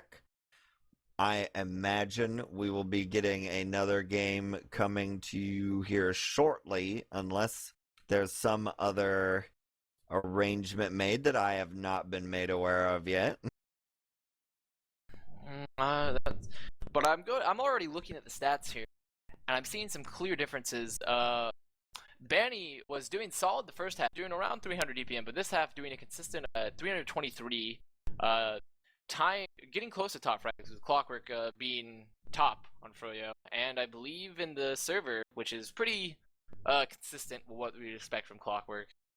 But definitely, I feel that Ascent played kind of too scrappy, and froyotech tightened up their game a lot, especially on last pushes, because I feel like a lot of the rounds that this could have been over a lot sooner if froyotech had better last pushes. Like, they just didn't focus the point hard enough, they didn't have good focus fire, they didn't do the clean, effective pushes that we've seen from froyotech or used to seeing from froyotech. But definitely in the end, the last 3 points, they did a pretty classic push, get frags, and just focus the point, as is pretty much the most effective strategy on Badlands. Yep, I like what Ascent tried to do there with mid, where they essentially just did the same thing every time with small variations. Because you can really train, if you're a team that just for whatever reason, the other ways of mid that are sort of standard seem broken to you. Like they just don't, some teams, there's just chemistry or whatever, some weird quirk in the system that it just doesn't work. Eventually, if you do it enough times, you can see most teams counter it and then figure out a way to recognize that you're being countered and then turn it into some sort of scrappy fight, which was mainly the story the first half, is we would see mids being decided by sort of a, 2v3, 3v2s, and Froyo just started getting the better end of that, and then they just started dominating mids, so... That came out big for the how rounds went sort of deal. And then Ascent I'll agree with you there too. Ascent had some aggression that I didn't necessarily approve of. Yeah, 100%. They just, I don't know, they did some things, but I mean, I also saw that from Froyo too, though Froyo I think cleaned it up a lot more. But like in particular, like Clockwork, I know it's a pretty typical Clockwork thing to do, but I would have liked sometimes for him, because a lot of times he just suicided letting Ascent push and he didn't really get anything out of it. Like he wasn't in a position to necessarily do anything. So I understand like his personal justification and why Froyo uses it. But I don't know. I would have liked. It probably would have been a lot cleaner for Froyo if they'd cleaned up some of their scrappy fights and especially their last pushes. But I'm not that surprised at the score. 5-3. I think this map in particular is a map that really, really rewards teams that are very clinical in their pushing. And froyotech is pretty much what could be best described as clinical in TF2. Yeah, with so much experience on that roster, it's hard. It's hard to argue with that. You got a lot of guys that have been playing since season 1. Yeah, there are some veterans here. There are people. Banny has been playing this game. He's been playing this like 7 years now, something like that, somewhere around there. He's been playing a very long time. He's been playing this for nearly a third of my life. That's how long he's been playing this game. Well, that's not necessarily true for me, but Well, yeah, I mean, obviously you're more of one of our what we would call an elder of the community, a respected in other curator. words, I'm going to die soon. Well, I don't know if going to die soon is the most optimistic view, Marxist, but I guess you're technically correct compared to the majority of the community members. Yep. So, well, unless you've got anything else you want to talk about here, having to do with the stats of the match overall, I'll just give a quick rundown here, and then I think we're gonna kick it over to a break, I would imagine, until we can get the next server up, and then oh, it's up already. Yeah, it's already up. I'm connecting now actually through the relay, and I believe it looks like the next game is it Viaduct? That's what it looks like in the next round of the series. Yeah, game 2. Well, game 2 looks like it will be Viaduct. Yep, which is another staple, especially for ESEA upper bracket finals, grand finals. Top levels of competition for the Invite division, especially for these two maps, for these two teams, I should say, and their rosters, as we've seen them face up many times with exciting results. Oh, Marxist, looks like your microphone is having some problems. Marxist warned us before the cast that he was doing some. If anyone's playing Fallout 4, he is doing some very Wasteland-esque repair on his microphone, splicing the wires together, gathering his junk and his plastic. I know I've been putting the hours in, and it really appeals to the hoarder in me, but he warned us of technical difficulties. Marxist, are you back? You're talking, but no sound is coming out. So perhaps switching to a backup mic would be best. Says he is fixing it in Mumble, so we will look forward to the silky sweet voice of Marxist returning soon to usher us in this TF2 glory. And I, for one, am excited for Viaduct, because this is a map where you can really see the beast get unleashed, especially with scouts. Just go absolutely insane. So I think we'll see some very interesting things as the players usher in. It looks like we've got about 3 from each in here, so it will probably be a couple minutes. Marxist, are you back yet? Nope. Appears Marxist is still having his problems. He probably needs to level up his I guess that'd be under the armorer perk. Oh, I'm hearing sound. Okay. Oh, I hear him. Oh, no, don't hear him anymore. And once again, the curse of the first cast comes to haunt. Looks like it has taken residence in Marx's microphone. He has pulled the glue off. Apparently he's just chop chopping it right now, is the way I would describe his description to me in Mumble. Would be best described as a mic chop shop. So he's putting it up on some cement blocks, getting his homies together. I'm sure they're having a fun time in the Marxist household. Oh, I heard his voice again. And it's gone. The ghost of the first cast has claimed Marxist. Marxist? Nope, he is silent. He has been much like the proletariat that his name so reflects. He has been oppressed and his voice silenced. Moment of respect for Marxist. Rest in peace, Marx's voice and headset. But I think you should Okay, have a I'm backup getting one. I'm getting. Oh, starts talk. Yeah, it was half on and it stopped. This is not a PogChamp moment for the TF.TV casting crew. That's what I would say. It's the anti-PogChamp. I don't know exactly which emote that would be.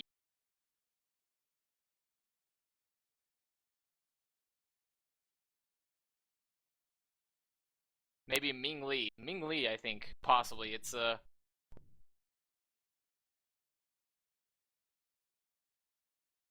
Maybe now. Yep, we hear you. Oh well. So I use a mod mic, right? And I kind of moved my head there at the end of that game, and I pulled the glue off of my mic, and it fell on the floor. That is unfortunate. And then I had a very difficult time getting it reattached to the headset. Luckily, it appears your technology skills have come in handy here to save us. Yeah, for now anyways, until I decide to twist my head again, and then the whole thing will fall off. You still have your alternate headset just in case, right? Yeah, I still have a backup mic, it just sounds crappy, so since this is being recorded for posterity, I would prefer for it not to sound awful. Well, I would hope so too, because in the event that it sounds really bad, I feel like we would see a lot of Ming Lees, which I am now establishing as the canonical emote that is the anti-PogChamp, as seen from the Twitch chat. So this is what you've been missing as we've attempted to describe your position with this microphone. Yeah, it's an unfortunate circumstance. I twisted it the other day, and the connections went kind of crappy on me, and I had to splice the wires back together by hand because I'm excessively cheap. I didn't want to buy another mic. So here we are, electrician skills and tape galore, and it looks like I'm just in time as well because we've got all the players in the server and we are ready to play Viaduct, which is, as far as the many maps that have come and gone in TF2, this one is my favorite that remains in the rotation. I can't really explain why. Most people probably would say it's masochism, but I like it. I like it a lot.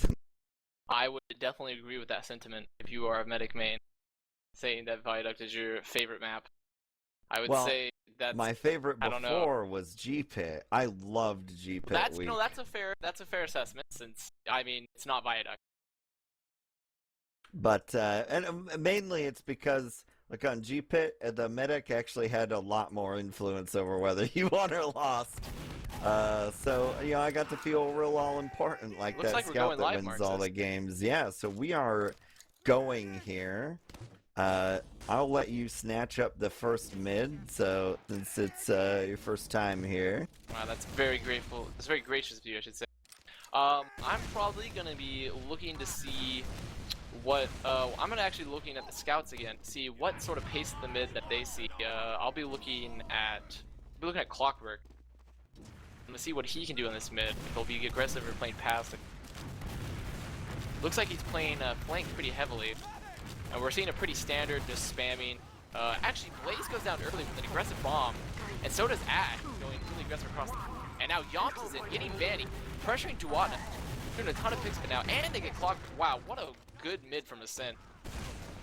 Yeah, and now they've set it straight into a forward hold, which, if it looked like they were a little bit itchy there in the last game to really be aggressive. Viaduct is a map that really rewards that, and there's Mela, yeah, he's gonna trade out, and trading on the point holder side is not that great, and they're going to get forced as well. But they're going to kill enough players. They're actually going to try to get in here. Shade's going to duck into spawn immediately. Rando's going to get piped down by Duatna. And now we're going to pull on back. But basically, all you want to do with Viaduct is time scam. And so far, they have scammed about 30 seconds off the point, and now they're going to have to give it. Ideally, they would do something to force Shade here. Here comes Mela bombing in. He gets kicked around, actually ends up right over Shade, but not able to put the rockets into him. Yeah, I don't know. I'm seeing, once again, the Ascent, they got a decent pop, but Rando wants to continue and just get cleaned up, and I think they just need to realize when these Ubers are fading. I feel like Rando is just exhibiting some signs of pocket soldier syndrome. And actually, Melee's going to get cleaned up on the flank. Rando jumping in to help, getting clockwork. Looks like Ascent's going to take this to a queue to push, but Ash is just mulching Rando right. But they do get the force from Shade. They're going to be really aggressive, pressuring them out, but I think Ascent's going to get out to spawn. With Bandy jumping Badonsky, he's probably going to get this prep. Nope, Badonsky cannonballs him out of there. Yep, the donk save his life, but Shrugger is going to go down to Blaze. So the rare justice kill from the roamer on the scout. And here we go. We do have an Uber here. We've got both soldiers, which is something Ascent does like to do. And here they go. There's the Uber. So if you're Rando, you want to get a lot of kills. There's a lot of feedback action. It sounds like you're in a wind tunnel. But we're seeing a really aggressive push from Duatna. Duatna picks up both 2 picks. Ash gets another, Clockwork gets another. It looks like Froyo is coming up on top with Banny and Shrugger, or with Shrugger and Badonsky focusing this point. Shrugger's taking a fight with Duatna, but it's now just Badonsky. Banny's jumping. This probably should be an easy frag, yeah. And so they'll just come back, consolidate their point, wait for health. Shade is up now. But I expect to actually see a repush from Ascent since they have better spawns and health. Yeah, they're going to be coming here, claiming this point. And it looks like Froyo want to fight it anyways. And they're being really aggressive, pressuring them on the slope. Marxist, are you back? Any luck? Yeah, sounds better. Alright, great. So there we go. These are the struggles. And we're going to have the point capped now. And, well, actually, that's 404 going down to Clockwork on the backside. And Shade's going to go down to Badonsky, though. So both meds traded out, but Froyo has scammed a minute off of this point. And that's pretty good in their favor here. 404 is going to come up.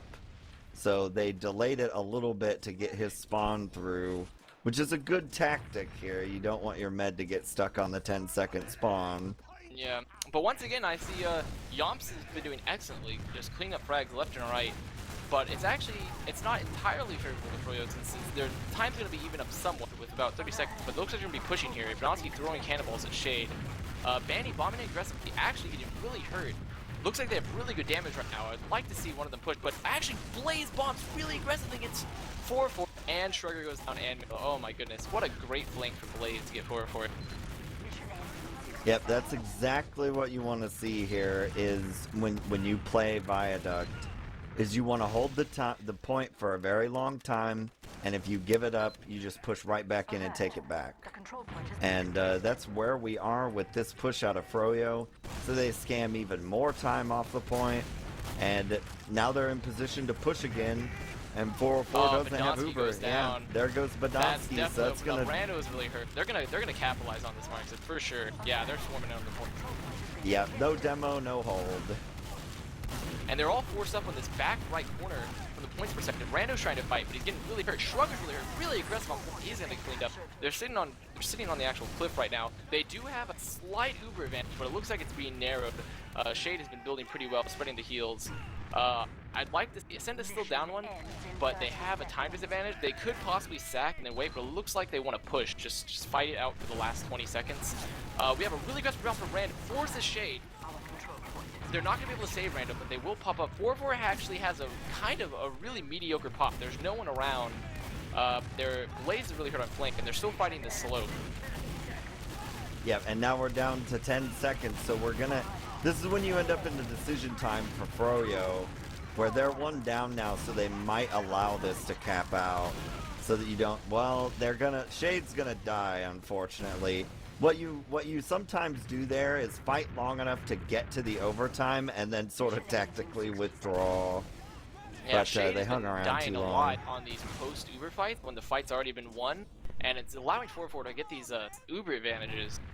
But they've been pretty slight, but this one's pretty big. But Froyo's going to want to pressure the point here and force Ascent to play the point before they get it. But Badlands gets 2! Oh my gosh, they double down and Duat, and they get Blaze. Oh, this is disastrous for froyotech actually. As long as they clean up Clockwork, it's just Shade, so they have Uber soon. So they just have to play. What I would do is I would just bait them to the point. Force them to come to the point. You're going to have the Uber. Just have Badonsky sticky it. But it looks like they're going to hold aggressively.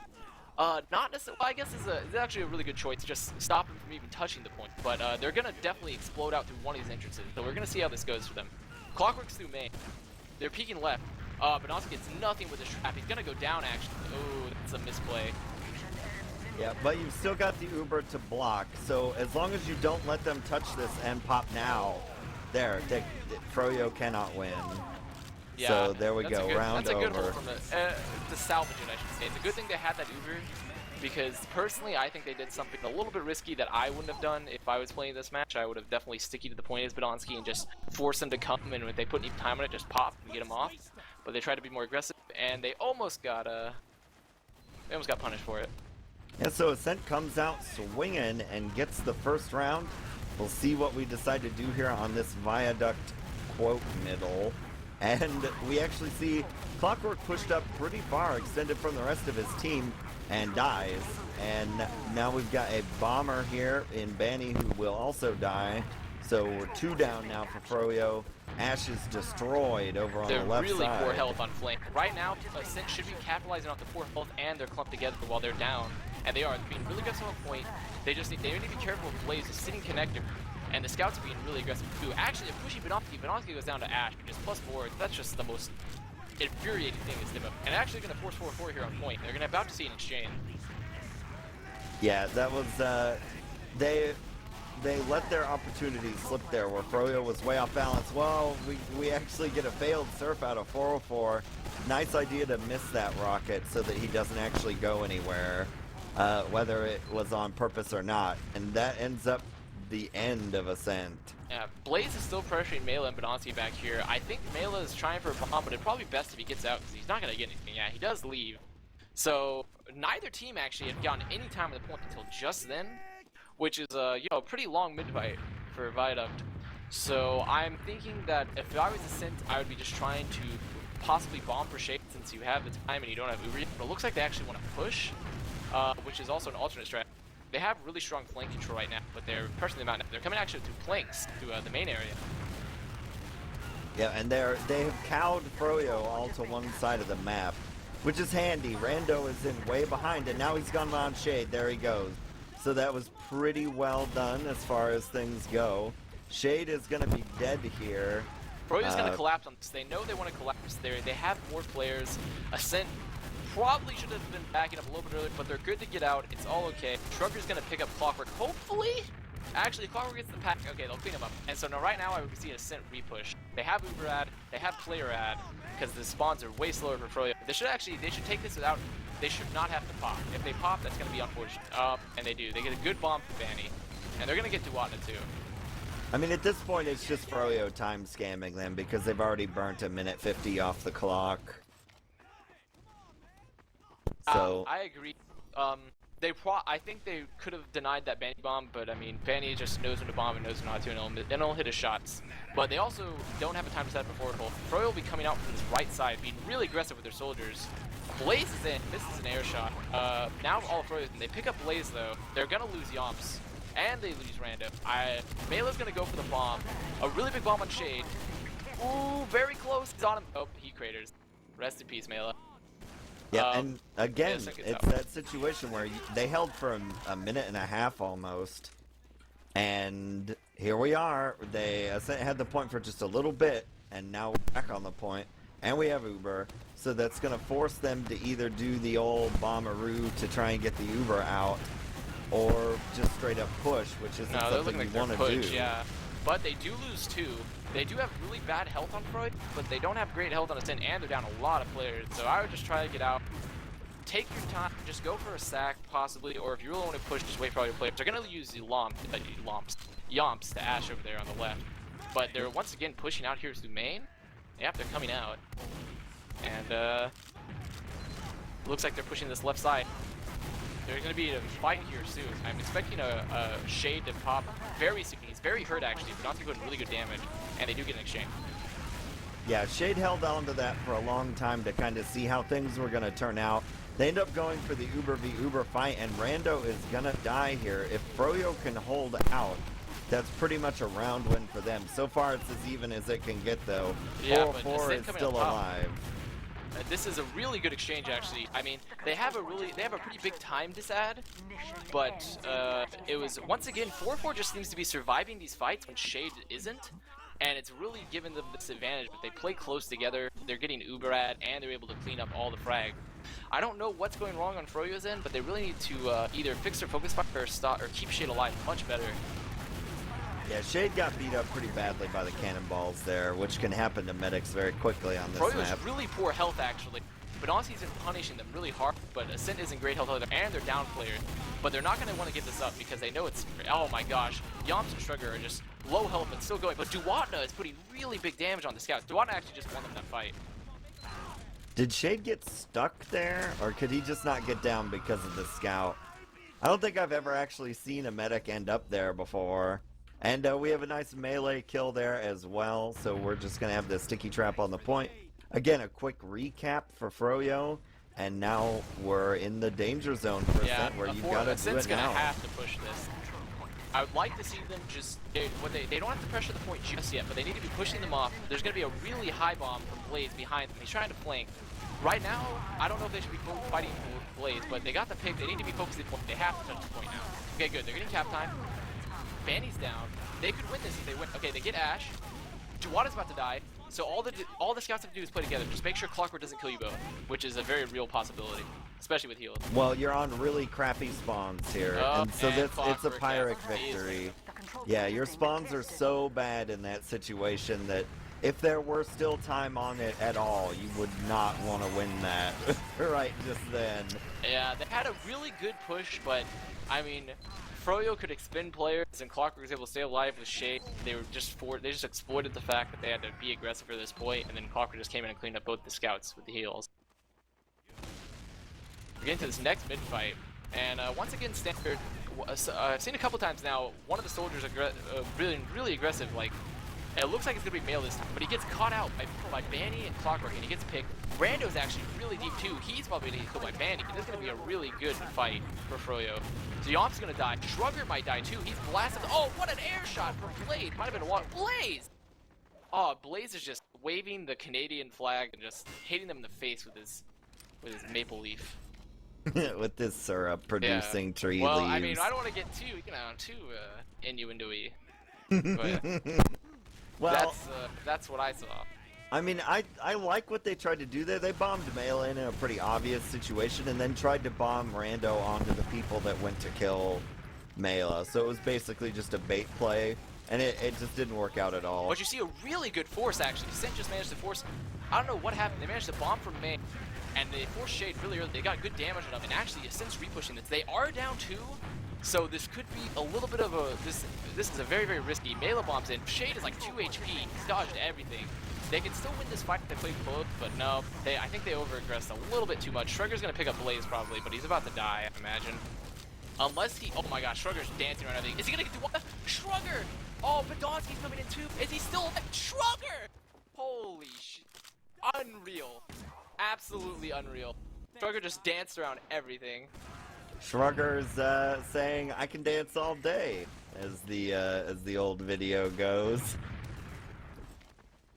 God, he's so good. It's honestly one of the most frustrating scouts to play against an Invite, in my personal opinion, because you miss everything on him. And it looks like Froyo is going to be one in recontest, probably a little hot. I imagine Banny is not too happy about that exchange. But they're playing pretty good right now. They're taking point really aggressive. Shrugger might get caught out. No, Clockwork pushes up. And it looks like it's just really scrappy. Nah, after a guy just did that to the other team, he's feeling himself. He's ready to go in. Yeah, it looks like Froyo is winning this. That was a lot of raw aggression from Froyo that honestly probably should have been punished. But it looks like it's worked out. Duwata hits a really good pipe, maybe a roller. He picks up Shrugger. He does really good damage, and he forces them in the corner with pipe spam. And all of Ascent is really hurt. Duwata just got the sweet spot right there, and this could be really, really good for Froyo. Yeah, they pick up Orville, pick up Yomps. Rando's behind, but it doesn't really matter because Froyo's gonna be taking down this captain, and they have an Uber act. All they have to do is make sure that Rando does not kill Shade, and he doesn't. So everything is working out really well for Froyo.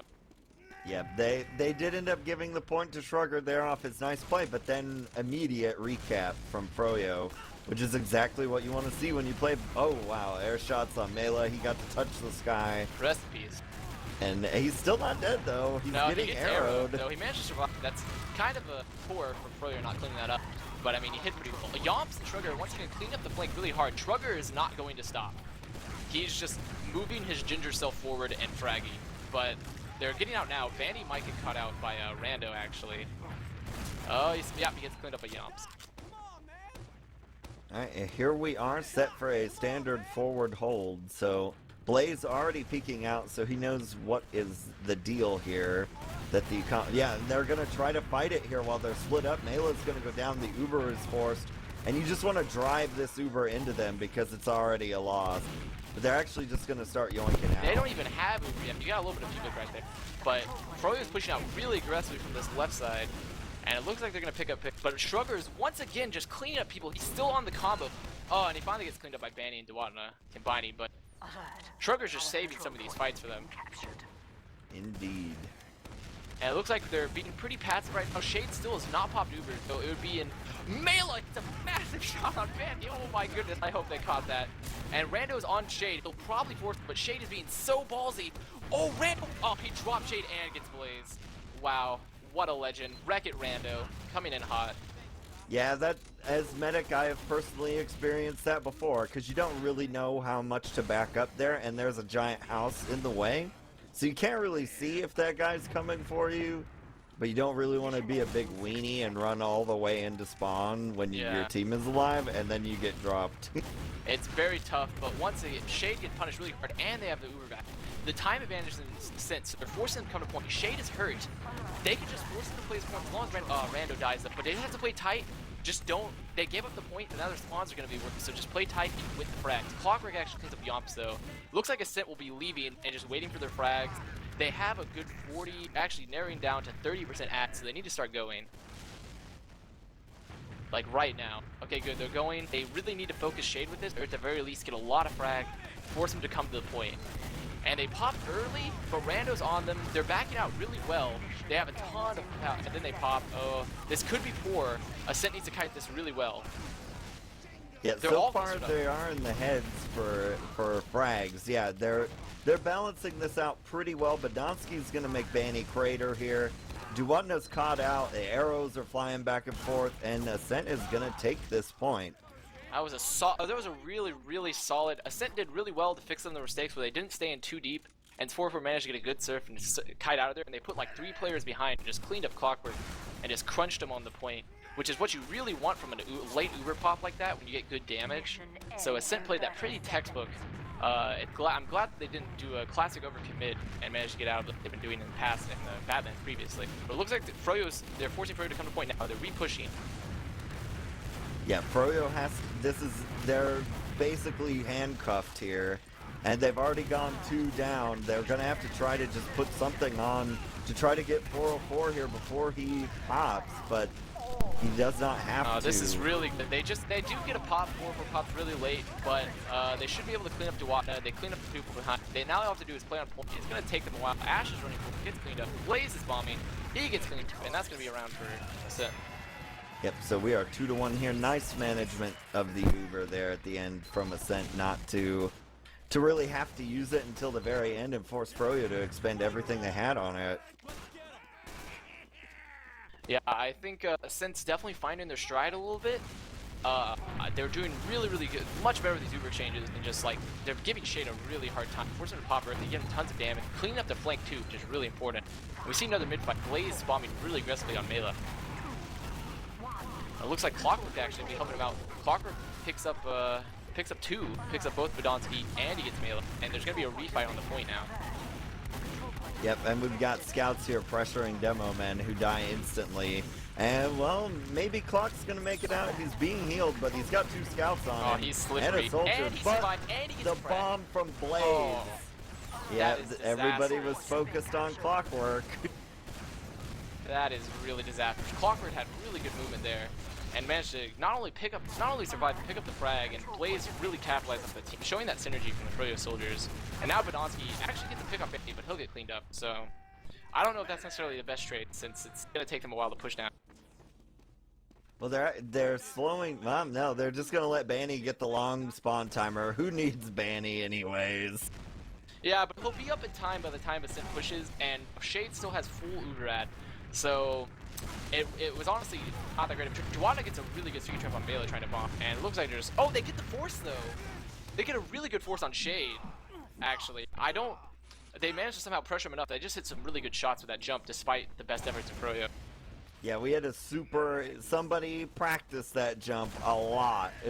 And here we are. It finally got to be a match, and it worked. So 404 has Uber advantage now and will be ready to go. Yeah, it looks like they're being really aggressive. They're pushing out. Blaze is going to get caught. He stayed in a little bit too hot. I imagine he was waiting for the pack. Banny might actually die here on the flank, too. He's really hurt. They just need to pop through, honestly. Yeah, they do. Okay, good. They get Ash. There's someone behind. I would honestly just ignore him for now and play the point, because Clockwork's going to come to you. And yeah, he's just sitting behind right now. So, and Froyo's like completely out of this. And they got the Uber up, so they'll have about 70% ad. Yep, and they will be all set to repush. They're already taking position on the cliff. Duatna below them. Pretty standard push so far out of them.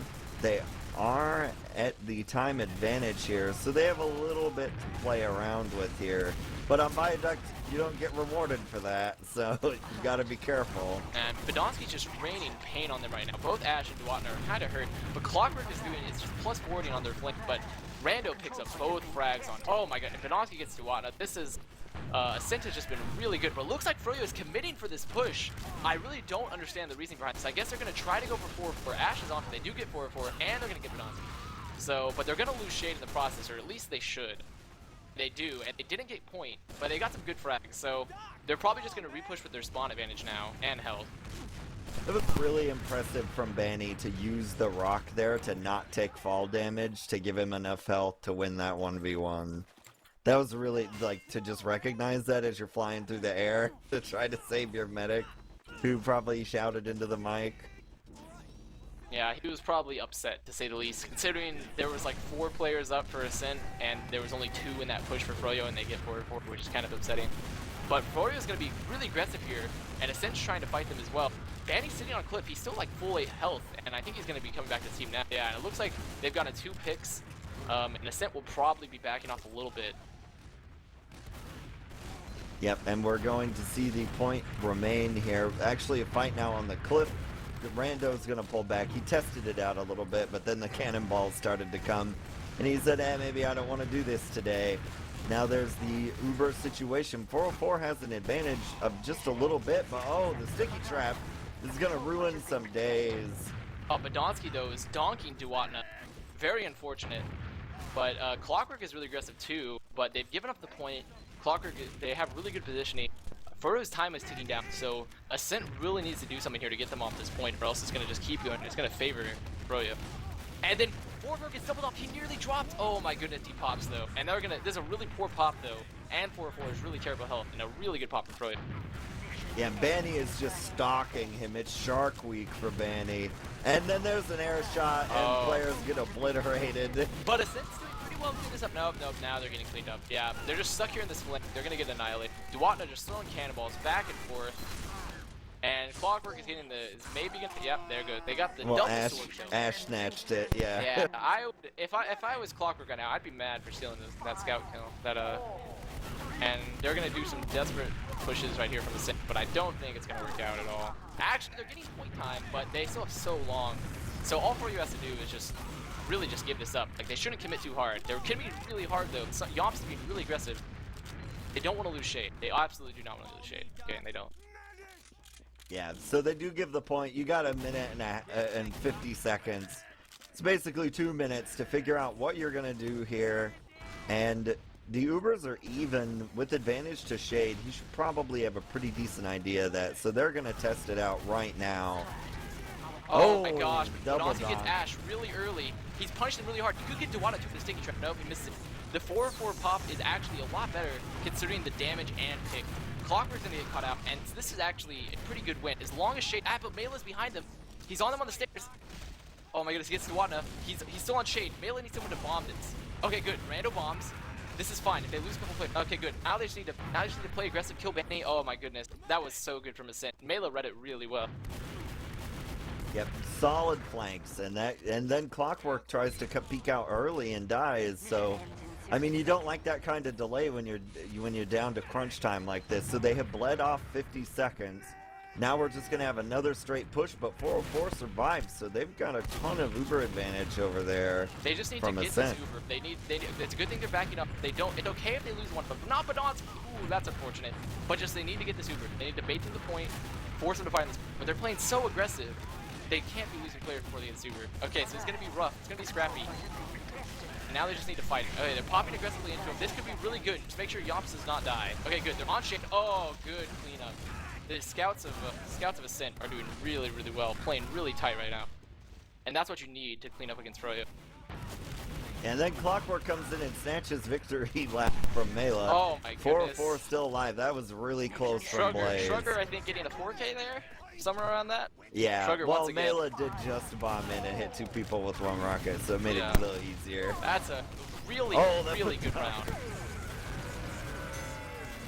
Soldier tries to stand on the rock and gets donked into the spawn, basically. And that's Ascent 3-1. That was just a fantastic half or round from Ascent, and I think a rather poor one from Froyo. I know Froyo is a lot better at Viaduct than this, and in my personal opinion, I think they were the favorites going into this, for me at least, just from a historical bias. And I think Ascent's really just showing, especially with their scout cohesion, is really just outplaying Froyo. Yeah, well, I've got these stats up here, so hopefully everything survives. Clockwork does not have 80 frags. Oh, he does not.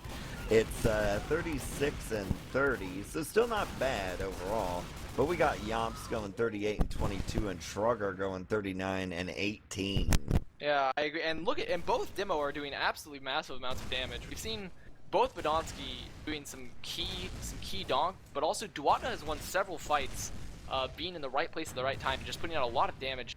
Both are above the 400 DPM range. Duatna at 440 and Badonsky at 415. So some really strong showings from the Demo man on both sides. Yeah, over 400 damage a minute is just stupendous. And we've got many players over 300 even. There's only 3 combat classes in the whole server that are not over 300 DPM right now. Yeah, Viaduct is generally one of those matches where you'll see the stats get inflated a bit because of it's just really a match that really favors lots of damage being traded. And I think we can just see a lot of the rounds are shorter. So that's true. Yeah. I think both Blaze and Ash are actually having kind of a rough time. Blaze is getting key picks, but I feel like Ash could be performing a little bit better compared to the Ascent counterparts. And he's no slouch at all. I mean, he won an I-Series. He's very, very good. He's obviously playing with what is considered widely probably the best team in North America. Yep, so we are having our halftime motivational talk probably from Banny. And we'll see what they're going to try to change up here. Ascent has done quite well so far managing things. They had that first round that they won, came out straight away. And Froyo looked like they were going to try to bring it back, and then it just, they just kept catching the bad end of a lot of these exchanges. So they've got to figure out what's going on there, because, you know, the story of last game, right, was would Uber and hang around too long, and then they'd lose their medic, and that's basically what's happening now here. Although Shade, a lot of the time, Shade will get forced, and then they overcommit too.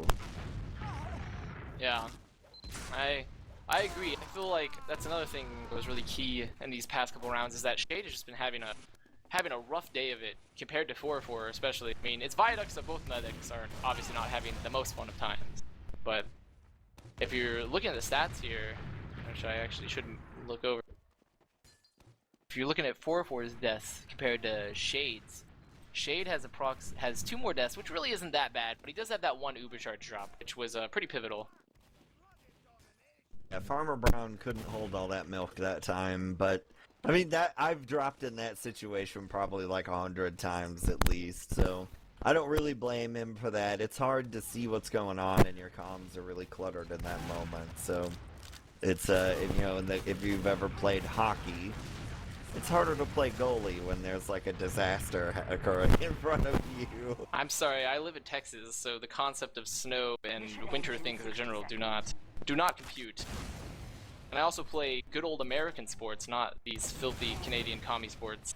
Yeah, I mean, I've never played hockey myself, actually, but I've watched it upon occasion. I think your mic just cut out again, Marxist. Oh, well, what a tragedy, you know? There we go. Or I just quit hitting my push-to-talk button.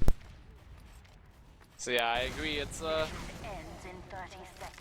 seems like it's better now, though. We can hear you, and I'm assuming that the teams will be going live soon, probably. Yep, we're limping to the finish here with my frayed copper wires.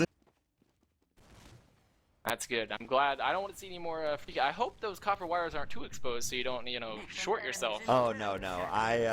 I've covered them quite well in the electrical tape. I didn't want to also simultaneously have a non-functioning mic that also kills me. Yeah, that would be probably not the best of 2 worlds. That would probably be the worst of 2 worlds, to be honest.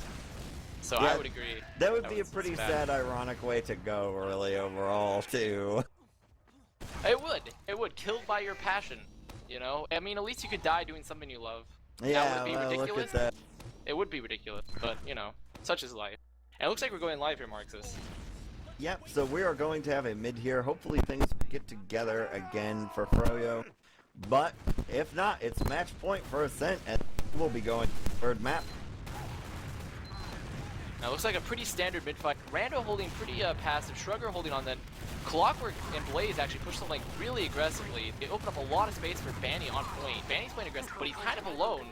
They were dealing with a bomber behind, so they need to consolidate and play together at equal numbers right now. Mela just spawned though. So it looks like the Badonsky will be trying to put some damage to Shrugger and capitalize, but Banny's playing really aggressive. He gets good rockets on Shrugger. Oh, and Mela gets air shoot! Oh, rest in peace. Gunshot bride, Ming Lee.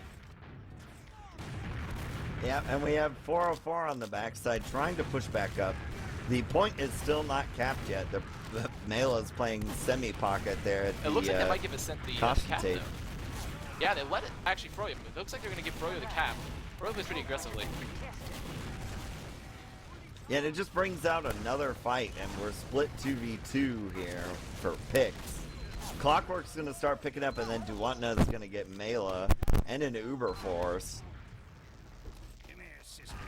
Yeah, that was a pretty good exchange from Froyo. Froyo played it really well, edging the point and getting cap time and forcing Ascent to come to them.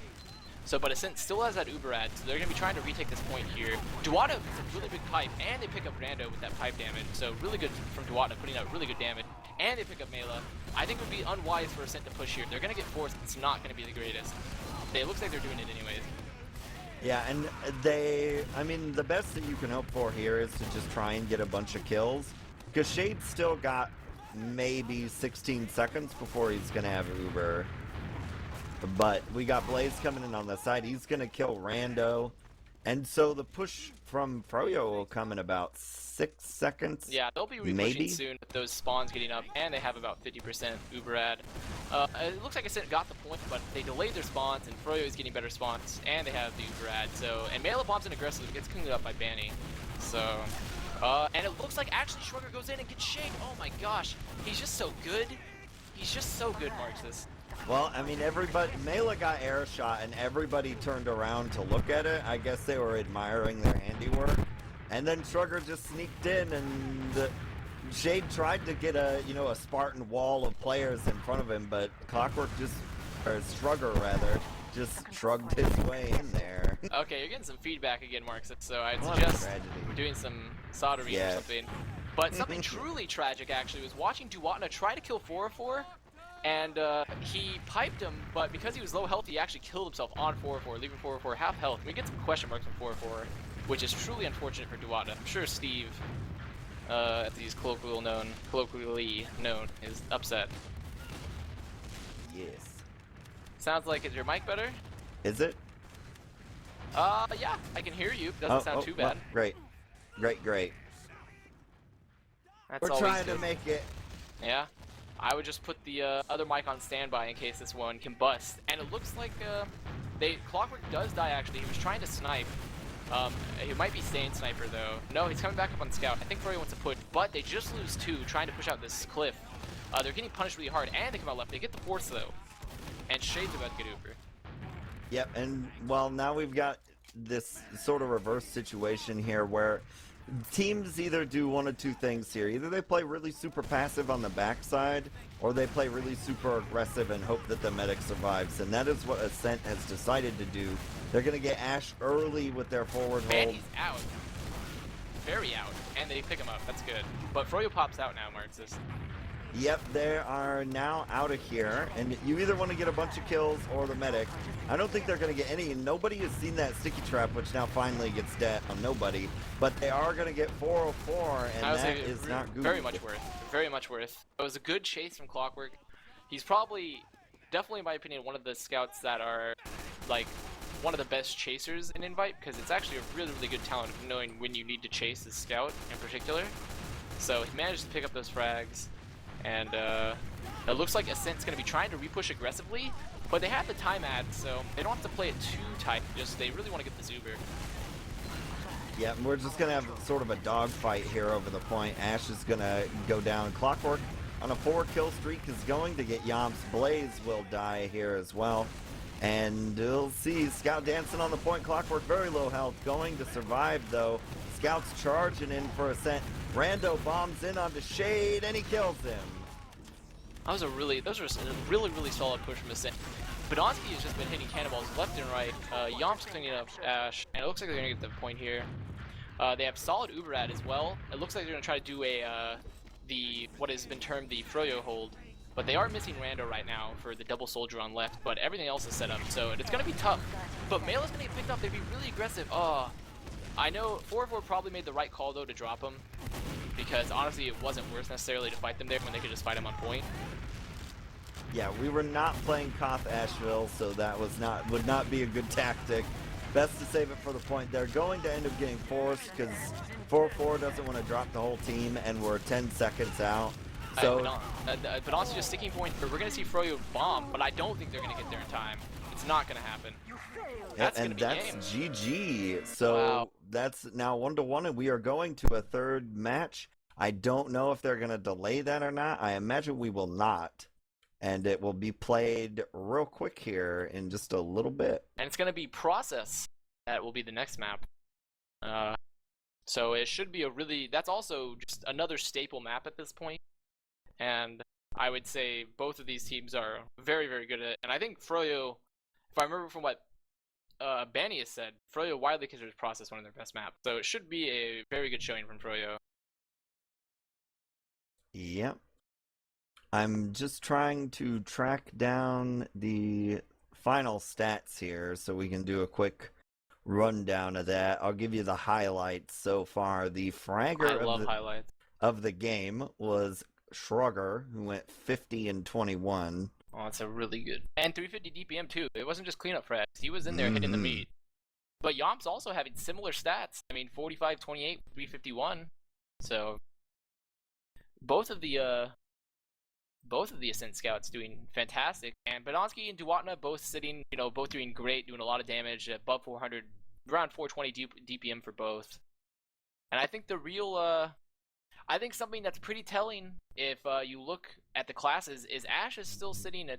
Ashe has a lot of frags, but he's only at about like 262 DPM compared to the 350 DPM for both of the Ascent scouts. And I really feel like he had a reduced presence at times compared to the Ascent scouts. Yeah, getting pushed out some of the time. And we had both scouts on Ascent. It was essentially like a rotation where one would just go in really deep, and then he'd get kind of kicked out. Nobody'd follow him up really, or follow up on that kill, and then the next scout would come in, and you wouldn't be able to really move around a lot. Yeah, and there was some really solid air shoots all around from especially on Mela. Mela was a magnet, I feel, for the air shoots this particular game. I don't know what it is. Probably his really good hair. It just brings them in. Well, those sort of things happen at ESEA lands and playoffs in general. A lot of frag videos, if you watch them very closely, tend to be the same players getting absolutely dunked. It's just because they had an unlucky day that particular playoff or land day. Yeah, and you know what else is, just a mildly disconcerting, Marxist, is the fact that I'm still labeled as guest, and I see on the cast, and I see many people typing, voicing their opinions, saying, "Who is this beautiful, honey-voiced caster?" And I feel like I'm being misbranded here as a guest, as that is not my name. Yeah, you're official now. And you've gotten to cast one of the, as far as ESEA playoffs or lands go, getting to the third map is actually a challenge a lot of the time. Yeah, I agree. But I mean, once again, could you say the offline or the online nature could perhaps be aiding the typically online Ascent players, one could say. Maybe that's what Froyo is thinking at this particular moment. Well, we'll see. Froyo, I'm sure they've been around the block so many times that they're not really going to let that 4-1 rather poor showing for them to really affect them or get in their heads. But if it was anyone else, I would be saying, oh, their momentum from that first game is completely gone. Yeah, I'd be inclined. I would agree with that. I definitely think that there's still plenty of chance for Froyo. Like, it's been proven time and time again how good they are, and just because Ascent appears to be winning and just coming up on top recently, I would never put it past Froyo ever to come back and take the title, take the victory. And I believe we're in the process of moving to the next map. Yep, and so we now have a server. It is up, and we are now on the East Coast after Beautiful. midnight. I like it. I like these after midnight casts, these late night casts, one could say. It's one we can really appeal to mature audiences. Also, your microphone is freaking out again, dude. What a tragedy. My goodness. Marxist, this is why you need to play Fallout 4, so you can understand how to work with wasteland technology like you have, apparently. So, because it's not good. It's not the greatest. Well, time to go to the backup, yeah?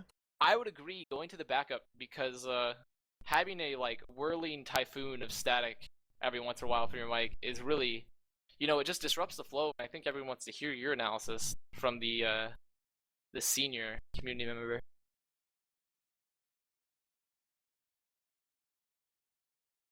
But that's what Marxist will be doing, and so now it'll just be me and you, chat. I know that together we can definitely bring a lot of hype. It also is chat is telling me to chill, but I don't think I was rude at all. I will apologize to Marxist, but he's seen many things. So I will apologize to Marxist when he comes back if I feel that was too rude. I see Kevin is Pone comparing me to Get a Whale. I'll have to say that Get a Whale is definitely a father figure in my life. He's raised me up from a young child. It was like the Conan the Barbarian story where I worked a giant mill and then became buff and then killed my father's killers, stuff like that. So, seeing a lot of good things here as we wait for this next map to come. I'm in the server now. Do we have a microphone now? You do. It's a much crappier mic. Yeah, you can definitely tell there is a difference. But you can hear you. Original Razer gaming headset mic. Only the highest quality. That is pretty high quality. I mean, as we know, Razer has sponsored many tournaments lately, so perhaps some of their obviously all technology ages. But I've personally used Death Adder at some point, and I would definitely agree that most of their, especially their mice, are, I think, top-notch Marxist. I've never used any of their other peripherals because You know, I it's have just not my thing. Well, I don't know how bad this mic is, so if it's like atrocious, my apologies. Yeah, you can definitely tell there's a decrease in quality, but the more important thing is that we can hear your voice. Yeah, you know? well, that's great. So there's that. But yeah, I use a Death Adder myself, and then this headset is actually a combination of 3 different headsets. And this, I cannot remember the exact name of this microphone that I attached. Alright, But it's 1 second, Marxist. The chat is saying to put your microphone in exclusive mode, apparently, because that will help improve the fact that you sound like noise. I guess so. It's just very tinny, I guess would be the term I would use to describe it. And so it sort of sounds like you are sounds like you're a World War II pilot communicating to us right now, because it sounds very, very tinny. So, and I know you do love history, but perhaps we should not include history in our cast.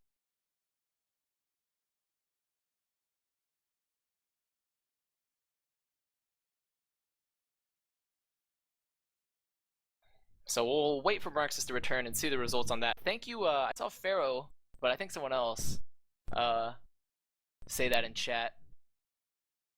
And that's very helpful. Pharaoh, as everyone knows, is a very helpful community member who runs PugMe, and I love him dearly for his time that he puts in and his beautiful skin tapestry that he has, his tattoos, which you should see at Endpoint if Pharaoh ever streams.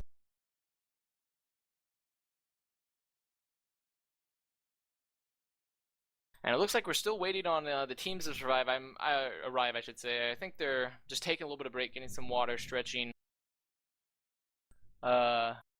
things like that. So, but they're getting in slowly. We see the majority of the members are in. We're still waiting on. Looks like Mela and Blazer and Spec, which are the last 2 members that we're waiting on to join. So we should be readying up soon.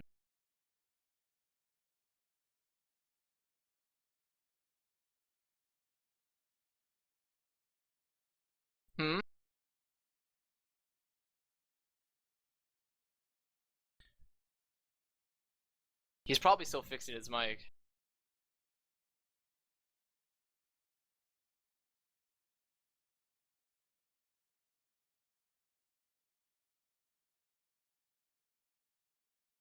It looks like it's possible that we may be losing Grandfather Marxist. Marxist? Yeah, I mean, I would be totally okay with that because I don't know what's going on with this. I have no idea what exclusive mode is.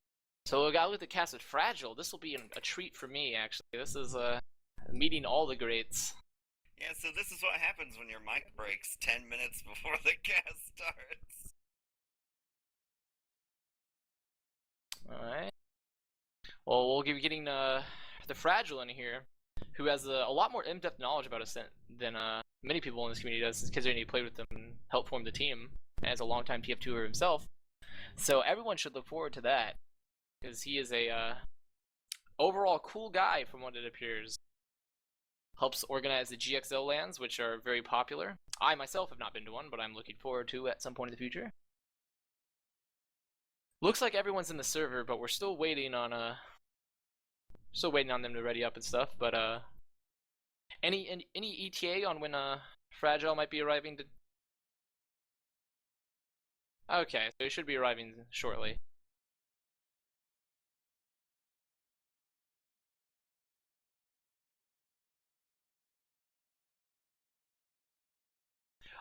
You know, I want to ask the chat, what does the chat think the result for process will be? Will we see a Froyo victory, a Ascent victory? Will it be close? Roll? I want to see what the chat's thinking. I'm getting some love from Shaicho. Actually, we're readying up. So it might be a solo cast here for a little bit. And I'm okay with that. I'm confident in my looks and my charm. So we're going to be rolling out to mid soon on this first half of process. It looks like we have the Fragile in now. Fragile, are you alive? I am alive. Excellent, you got here right before it's about to start too. We're getting this first mid rolled out too. So are you in the middle of connecting, I assume? You're gonna have to. That's fine. That's fine. Like We're on this first mid. minute. Badonsky and Duwatna trading. We actually see a really fast bomb from Blaze onto Badonsky, but Blaze is gonna clean up really quick. we're seeing a typical mid-fight going on. With Blaze down, we're expecting to see some aggression from Ascent, and it looks like Melee's going to be cleaned up, but Rando will get Duatna. Froyo is very hurt, clumped up this choke, and they're going to be forced out. They might even pick up Ash as well. But yeah, Clockwork and Shade are going to be leaving very quickly, but it looks like Shrugger's actually chasing very aggressively. He hurts Clockwork a lot, but Clockwork's going to be out of there.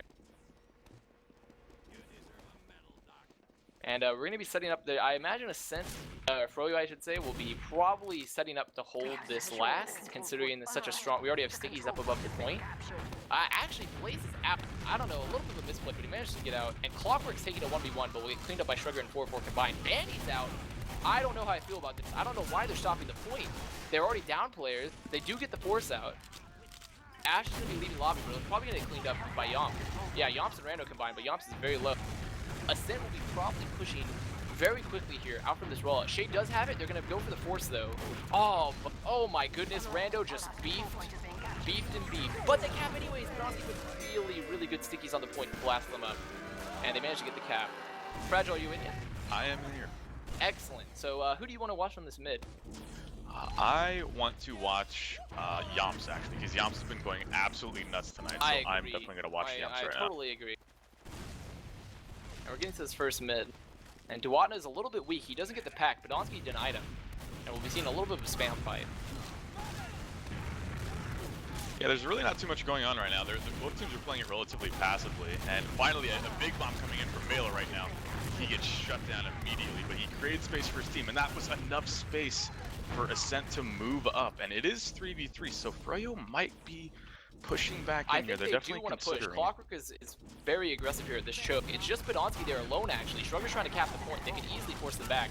Banny's playing this rock. There's going to be spawners coming in from both sides, though. But, like, right now, with Banny able to take height, which actually gets cleaned up by Badonsky, this could be really bad for Shade. Oh, Shade has Uber. He's definitely going to get forced. Oh, my. That is really rough. They just got punished really hard. They stayed a little bit too close. Badonsky gets some good stickies. And Froyo will be moving into the second. Or not Froyo, Ascent, I should say. That was a really bad idea on Froyo's part, because Ascent capped mid. So yeah, both teams are going to be getting the spawns at the same time, but Ascent have forward spawn. So Ascent's numbers were just there quicker, and I mean, Froyo paid for it. Ascent's already in last though. They popped in. Ash is on heavy. They actually haven't hit him at all. They're kind of ignoring him, but Ash has actually been mulched them here. He hasn't been touched. He's full health. Both soldiers are going to crush it. They're going to fall onto Ash though. He will get Mela. So it's looking good for Froyo. They've cleaned up. They've also cleaned up Yomp. They're 2 down. Ascent will be probably backing up towards choke. They're going to give this up. I imagine that we'll see Froyo just try to play the point here for the aggressive. But Rando's hurt on lower. So Shrugger's actually committing, going for Shade. He's hit a lot of damage, but Shade manages to dodge really well. Yeah, and unfortunately that was a good last defense by Froyo, because they played it perfectly, where all you want to do is just kite the Uber and just duck in and out of spawn doors. And I mean, now Froyo are pushing back into mid. They're definitely going to be taking this for free. Yomps does take down Blaze, but this is still going to be a free cap by Froyo. Yeah, but Ascent will actually be... Mela actually really wants to punish this. He's jumped in. The rest of Ascent's coming through choke. They don't have great spam. Rando's on top. He's putting good damage out. They force Shade early. This is really good for 4-4 as long as they play tight and clean up people that try to come through. They're going to be leaving choke. So it depends on how many people that are going to be actually... And then Ash hid behind Rock and is going to be flanking them on mid right now. He gets 4-4. He's on Badonsky. Badonsky down. Oh, good play from Ash. Really solid. Shade's still alive too, so he's going to have at least 40% ad probably. Yeah, and Froyo coming back in here. Ascent almost capped the point, but it looks like... wow, they're not going to give it up. No, and Rando is incredibly hurt right now. He's pretty much giving... But he's going to the sewers. He survived. Yeah. He's really... Blaze is going to try to fight him. Rando can actually win this. He has better health now. But Clockwork's on him, so that's a GG. Yeah, but Ascent looks like they're still going to be capping. No, Froyo are really not okay with Ascent trying to cap this point. No, Froyo won't let them do it. They're down a lot. So I imagine that Badonsky's actually kind of caught out here. He's a little bit too far forward. They get Badonsky. They're still in choke. This is time for Froyo to push through choke with the demo down, since they won't have any aerial denial, and Mela still down, so no bomb. They lead up with their soldiers. A really good surf for 4-4, but he's going to crater. And they're going to get this point for 2, and they might clean up everyone on rollout. Yeah, that was really questionable. Oh, but there's a back cap going on.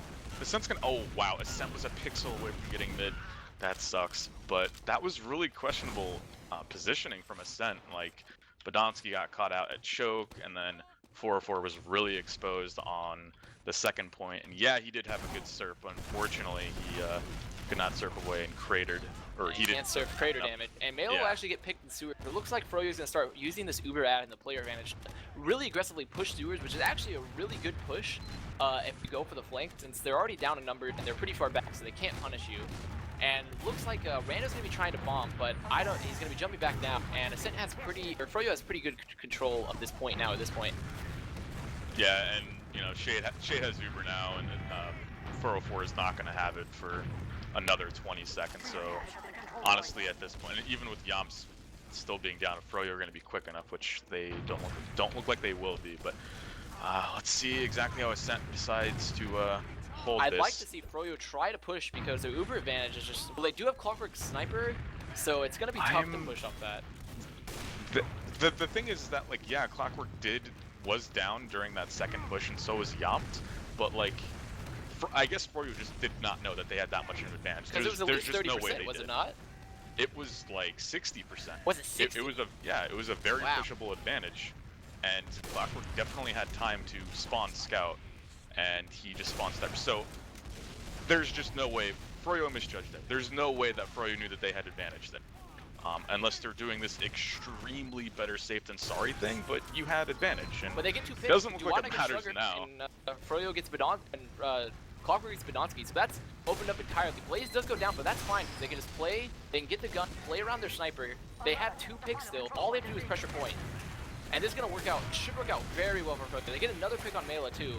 They're forcing a flash. It doesn't matter if he goes with Clockwork behind right now. They need to kill this heavy fast. Kill the heavy. Badonsky's putting up the hurt on this point. Duwatna's fighting him. Looks like actually they're gonna get cleaned up. There's really good collapse from Ascent. It looked like their spawns came in and kind of tackled Ascent and kind of tackled Froyo. Yeah, that's exactly what happened. Froyo, that Froyo push there was actually looking pretty good, but Ascent kited around, and Froyo took a little bit too long to do everything they wanted to do. And yeah, Ascent spawns came in, and Clockwork is he was on Sniper, and this should honestly, yeah, those are big picks from Ascent. Yeah, they should be going in a bit from them. Banny might die too, very hurt. Shade is really caught out as well. They're all very hurt. They're gonna jump this, try to buy time for Shade. They're still playing the choke really aggressively. Actually, Ash is cleaning up really good off of Banny damage. Banny and Ash combined to get like, what was that, a 4K between them? Yeah, that was absolutely insane on Froyo's part, and what was looking like a decent turnaround for Froyo, or excuse me, for Ascent, is now just looking to be like a free roll for Froyo, and barring any kind of wild play that Ascent would try to make here, this looks like it might be this could be bad. Actual push where they have advantage. You know, Shrugger is on Sniper though, so it depends on if Shrugger can open up, and they have a level 3 sentry coming up. So they have a pretty good hold. They have to make sure to not get crushed from up top, because what Banny's going to want to do is push up top. He has up top now. He's going to be coming. He pushes off Yomps. Banny's above them, putting really good damage on them. They get the gun, and Froyo's just going to play the point. That was actually really good on Froyo's part, because Ascent were backed up to the to the other side of the to the door, and they Froyo had a scout just sitting on the lip above point, just waiting to anti-air anything that would jump to stop the point. It was an extremely good push from Froyo right there. I've noticed also on these mids that Badonsky's been hitting some really good early stickies on Duwatna, preventing him from putting forward any sort of pressure. But Badonsky is still playing pretty passively. He's expecting the soldier bombs. Yeah, Badonsky does really good with the early pressure, but now we have a big bomb coming in from Mela, again creating space for his team. Duwatna's so hurt, Duwatna goes down, but so does Mela, and it looks like Ascent finally have pressure on this mid. Ascent has a really good position here. Yeah. It was looking good for Froyo, but Ascent just clumped him up and choked. They were able to take the rock area. Blaze is hiding, so I think, I don't know what he planned to do, because they weren't pushing through. I guess he was waiting for them to possibly push through choke to see if he couldn't get the med, but it looks like they weren't going to push through, they were going to collapse. And Badonsky is once again kind of far forward, but it's okay. But Froyo's not going to let him get away like scot-free. Now, and even Uber's here, and it looks like that they're trying to get 404 to get forced, but 404 does a nice surf away and grabs the pack, so now 404 is back to full health. Sir.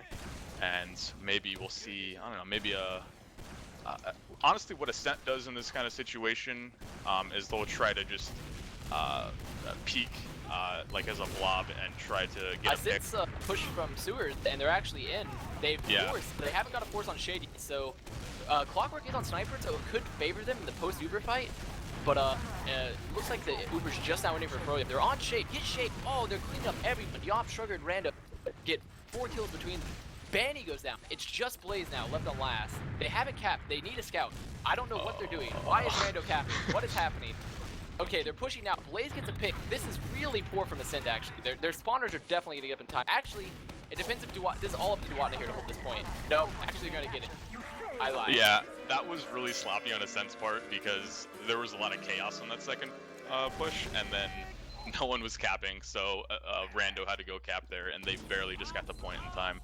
But yeah, 2-1 Ascent right now. And yeah, this is, they were lucky that they wiped him so hard on that defense. And Duato and Badlands once again trading sticks. Duato getting a little bit of the better of it this time, but pretty much even. Yeah, and we have again another relatively passive mid coming out, and Mela's always been the one to lead out. I haven't seen too much of Blaze right now, trying to create space for Steam. He's Froyo bombing keeps now. playing. Yeah, he's bombing now, but Froyo keeps playing relatively passively, and I have seen Nerd. This works for Nerd Raid, but it's not working for Froyo right Rando now. gets cleaned up. Yomps gets blazed through counter bomb. Mela's really hurt. They can be really aggressive. Badonsky's hurt. It's time for Froyo to really push this point. Yomps is behind them. So now they have a flanker to worry about, and they're pretty much an even number. Mela's probably going to rebomb from their sewers, so it's if they do not clean up the Yomps. Okay, they force. This is a questionable pop. A questionable pop from Shade, as 4-4 has full Uber, and they have player ad. The only thing I can possibly think as to why Shade popped there is that he didn't want to lose a bunch of people there, because if he didn't pop, then Mela might have killed 2 people there, maybe. So that might have been it, or maybe it was just a really tense moment. And He they was still just haven't scared. popped, Fragile, Yeah. if you So notice. this is a really big. I mean, you're definitely right. It is a questionable play, and it looks like Ascent's going to be rolling in here. Yeah, I definitely expect Ascent to possibly do the same thing. They've been pretty good at focusing this point. They forced him to spawn. Badonsky should vote. This heavy is really slow. It'll take him a while to get here. Ooh, but Banny bombed. Oh, good bomb from Banny and Ash cleaning up together. Oh, Banny getting a 3K. Ash getting a together. Ash and Banny just wiped them right there. Yeah, that was a great hold on Froyo's part, but Ascent also like got really close to capping. So Froyo denied it, and Ascent were just like, let's just throw ourselves on the point and like try to get this extra pixel to win the round, and go into halftime up 3-1, and it was kind of a mindless play, unfortunately, and that cost them, and it might even cost them the mid here. Yeah, they had a really good idea, but Banny's bomb was really good. And now we're on this fighting mid again. Clockwork's actually on 4. He gets 4-4 despite being shot by both Yomps and Shrugger. So Froyo does wipe besides that, but at least they got 4-4 out of it. And yeah, it's not that bad. If Clock did not kill 404 there, this would be an extremely free round for Ascent right now. So that was an incredibly important play on Clock's part. And I mean, Froyo can still hold this easily. I mean, it's going to be even Ubers. Froyo have already proven in one of the earlier rounds that they can hold just fine on last. So I don't know. Yeah, we're going to be possibly getting. It's not going to be a Highlander defense, so there's not. I don't see a Pyro just yet. Maybe once the gun gets up. I don't know. Clockwork's on Sniper. I'm not really sure. Sen's just chilling back right now, and yeah, Sin has a little bit of an Uber ad. So yeah, and I don't think they're going to push off of this Uber ad. I don't think they want to. That's kind of a risky play, especially in such an important map, and in terms of like the third map. But I think they're doing it just to back it up, or maybe. They're doing it. I think they want to pressure since they know they have the NG. They're going to be down lobby presence, and they're being really aggressive with this Uber ad, actually. They managed to get 1 pick, but they haven't killed the sentry yet. And Duwatna killing. Oh, Duwatna goes down, but that was a really. I don't know what that push from Ascent. Okay, so they definitely knew that they had like 25% advantage, which I have to say, pushing off a 25% advantage is a bad idea like 99% of the time, just because the other team can kite it usually, and Shade tried to kite it, but Mela did a ridiculous job at just chasing him and chasing him and chasing him, and he got off the last rocket and killed Shade. Unfortunately, Ascent got mauled on that push. And Froyo's going to be pushing through choke now. Both their scouts lean aggressively behind Banny. Banny does get cleaned up, but he gave a lot of room for his scouts who are now cleaned up behind. Ascent has a lot of height on the point, but it looks like Froyo's trying to pressure them really hard. But Duwatna's pretty hurt. they really have to take tight control or push these scouts off, and Rando's just on them. And it looks like Froyo's actually got to leave now. They didn't get the Ascent scouts just did not get dealt with. And I mean, the story of tonight, in my opinion, is just Yams and Shrugger. Like, absolutely no bias at all. They're just playing out of their minds right now. They really are. And I think it's really showing. I mean, that's one of the few mids now in these mid fights where Yams and Shrugger just go absolutely nuts. And I mean, we're looking at a very small advantage. I think it would be unwise for them to push off this again unless they really focus the medic, because I feel like they've been kind of lackluster with their focus in these pushes, and they've just been staying in too long these last couple of lasts. Yeah, and honestly, I mean, depending on the map, and this is definitely one of the maps, once you push in on last on such a this map's last is kind of large, to the point where you can get so committed that it's kind of hard to get out. And unfortunately, you know, teams like Froyo or just any good team will like back up and try to kite the Uber up top or towards the spawn doors, and you have to chase them that far, which kind of makes you pretty committed to the last push. So yeah, sometimes well, it looks like Shrugger just died for trying to suicide into Wata, and he's probably coming up sniper as well, I imagine. Yes, he is. And they also have Clockwork Sniper, who's been really aggressive in that lobby, but he got spammed out by Ascent. And it's just Badonsky there, who has some sticky traps everywhere. But hopefully he doesn't peek the Clockwork right here, because Badonsky sometimes has a history of peeking into snipers and dying. Yeah. So looks like this is honestly just going to be just a minor little waiting game of whoever wins out of Clockwork and Shrugger, and will Ascent. So if Shrugger kills Clockwork here, I wonder if they're going to push off of it, because I know this is something that Ascent has done in the past, but I don't know if they're going to do it here. Again, this is not necessarily a very easy last to push on, but yeah, unless Shrugger gets a really important pick like a demo or a medic pick. He's peeking this tunnel really aggressively, but I think they know they're all holding pretty far away from it. We can't get a sight line, but they have to make sure he can't get a complete lateral view. He's gonna be on shade as soon as he peeks this. And they get Duana gets Shrugger. Man, Shrugger almost dropped shade right there. Yeah, it's being really aggressive. Badonsky shuts down Blaze, just trading back and forth. Clockwork is still alive as sniper though, but it looks like Mela also goes in and dies. So if I was Froyo here, I would put Clockwork off a sniper and possibly try to push. But it doesn't look like they are. It looks like they're just setting up since they're getting a spawn already. So I think they're just going to hold back on last. Yeah, and they slightly telegraphed that they were going to try to peek at a rollout, and Badonsky was there, just stickies and cannonballs, and you're really not going to get through that unless you Uber, and you know, Froyo did not want to burn their Uber right there. But yeah, I definitely agree with you. I think Froyo could have maybe even entertained. Shade almost popped there, going down to 40 Shrugger health. goes in really deep, almost pops Shade, but gets cleaned up again. I would, with that, I hope they're pushing Clockwork out. Yeah, they are, but he's gonna get doubled. He's doubled up. He's like 2 HP. Six he health. gets out. That is dumb. That is. I feel robbed right now if I was Badonsky. That is the worst feeling in the world. Yep. So back to a. Oh wow, Clockwork again gets having out a lot of 20 close health. calls. Banny though goes down trying to defend Clockwork. Wow. I mean, that is definitely not what you would want in that scenario. And Duana gets Mela though, so they trade. Clockwork gets Shrugger. So I think right now this could be the opportune time for them to pressure. I mean, both Mela and Shrugger are not going to be up for a while, but I don't know. I really don't think Clockwork just peeking lower. He's going to die to spam. Yeah, that's pretty much it. Yeah, that was. I mean, he didn't have a good sight line. He's dead too. Badonsky's peeking really aggressively, fighting Blaze. Oh, but he gets cleaned up by Rando. Rando died. This is so scrappy. Right now. Yeah, this is really crazy. It's really hard to even say what's going on because everyone's trading on all sides of the map right now, and I want to say it's gonna finally calm down. I don't know. Froyo was down a lot, but so is Ascent. But it looks like they've cleaned up Badonsky. This has just been really scrappy. Where I would have liked to see some consolidation, but I think a lot of the players on both teams are seeing picks and just going in without like waiting a bit. And Shrugger actually picks up Vanny, but then dies. Clockwork's gonna die. I think Ascent's gonna push off this. They just picked 2, and they have equal Ubers. Blaze is really hurt too. This is definitely Ascent's time to push. Like they're not gonna get. Froyo won't get spawns for a little bit longer. They don't have a gun up. They can easily pressure this. And they get the force as well. They actually do have a gun up. It was kind of hidden a little bit farther back than normal on the right side. The gun does go down. Froyo are dead right now. Win. I think so too. Oh, actually no, the frags are coming up on top. We have a bunch of low. Oh, Shrugger coming in, cleaned up. But he gets killed by Duatna. Nope. It was a good hold. I think there was a couple players that were like very, very low HP for a very long time, and I think if we had seen some better focus fire from Ascent, we probably could have seen a blast cap.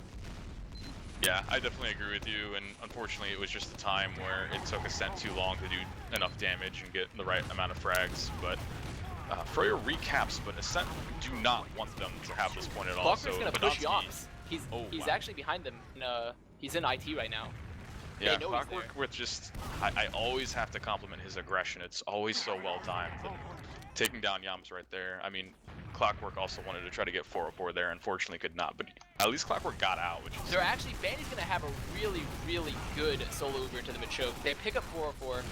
Rando is back there. Get another pick. They have to make sure that Mela is still flanking. Duana's done a lot of good damage to him. They just have to make sure to not get killed by these flankers. Okay, good. They get one. They need to play with Shade now because they're going to be going for the flanks. Oh, actually, Yomps. Oh, Yomps. Oh, Yomps. It's up to Duana. Okay, Duana saved it. Duana is on a 4K right now, actually. And it looks like Froyo is... They're hurt, but they're playing the smart way, which is around Shade. Even if they're hurt, they're going to get out-healed compared to what the scattered Ascent players without heals can do. Yeah, and I mean, after that crazy last, I mean, this is now a decent turnaround for Froyo. They don't really have that much advantage, only 20%. I mean, they definitely know that, both teams know that neither team is Zuber right now, so it's just going to be chilling pretty hard, and hopefully 404 is going to be building this as hard as possible, because Froyo definitely going to be looking to turn this round around and make it 2-2 instead of looking like the grim 3-1 that was about to embrace them. Yeah, I definitely agree. They've turned it back. They're really putting the pressure back on Ascent and punishing Ascent for their mistakes. And I think we're seeing a little bit more of the Froyo that we're used to seeing. They got a little bit out of place.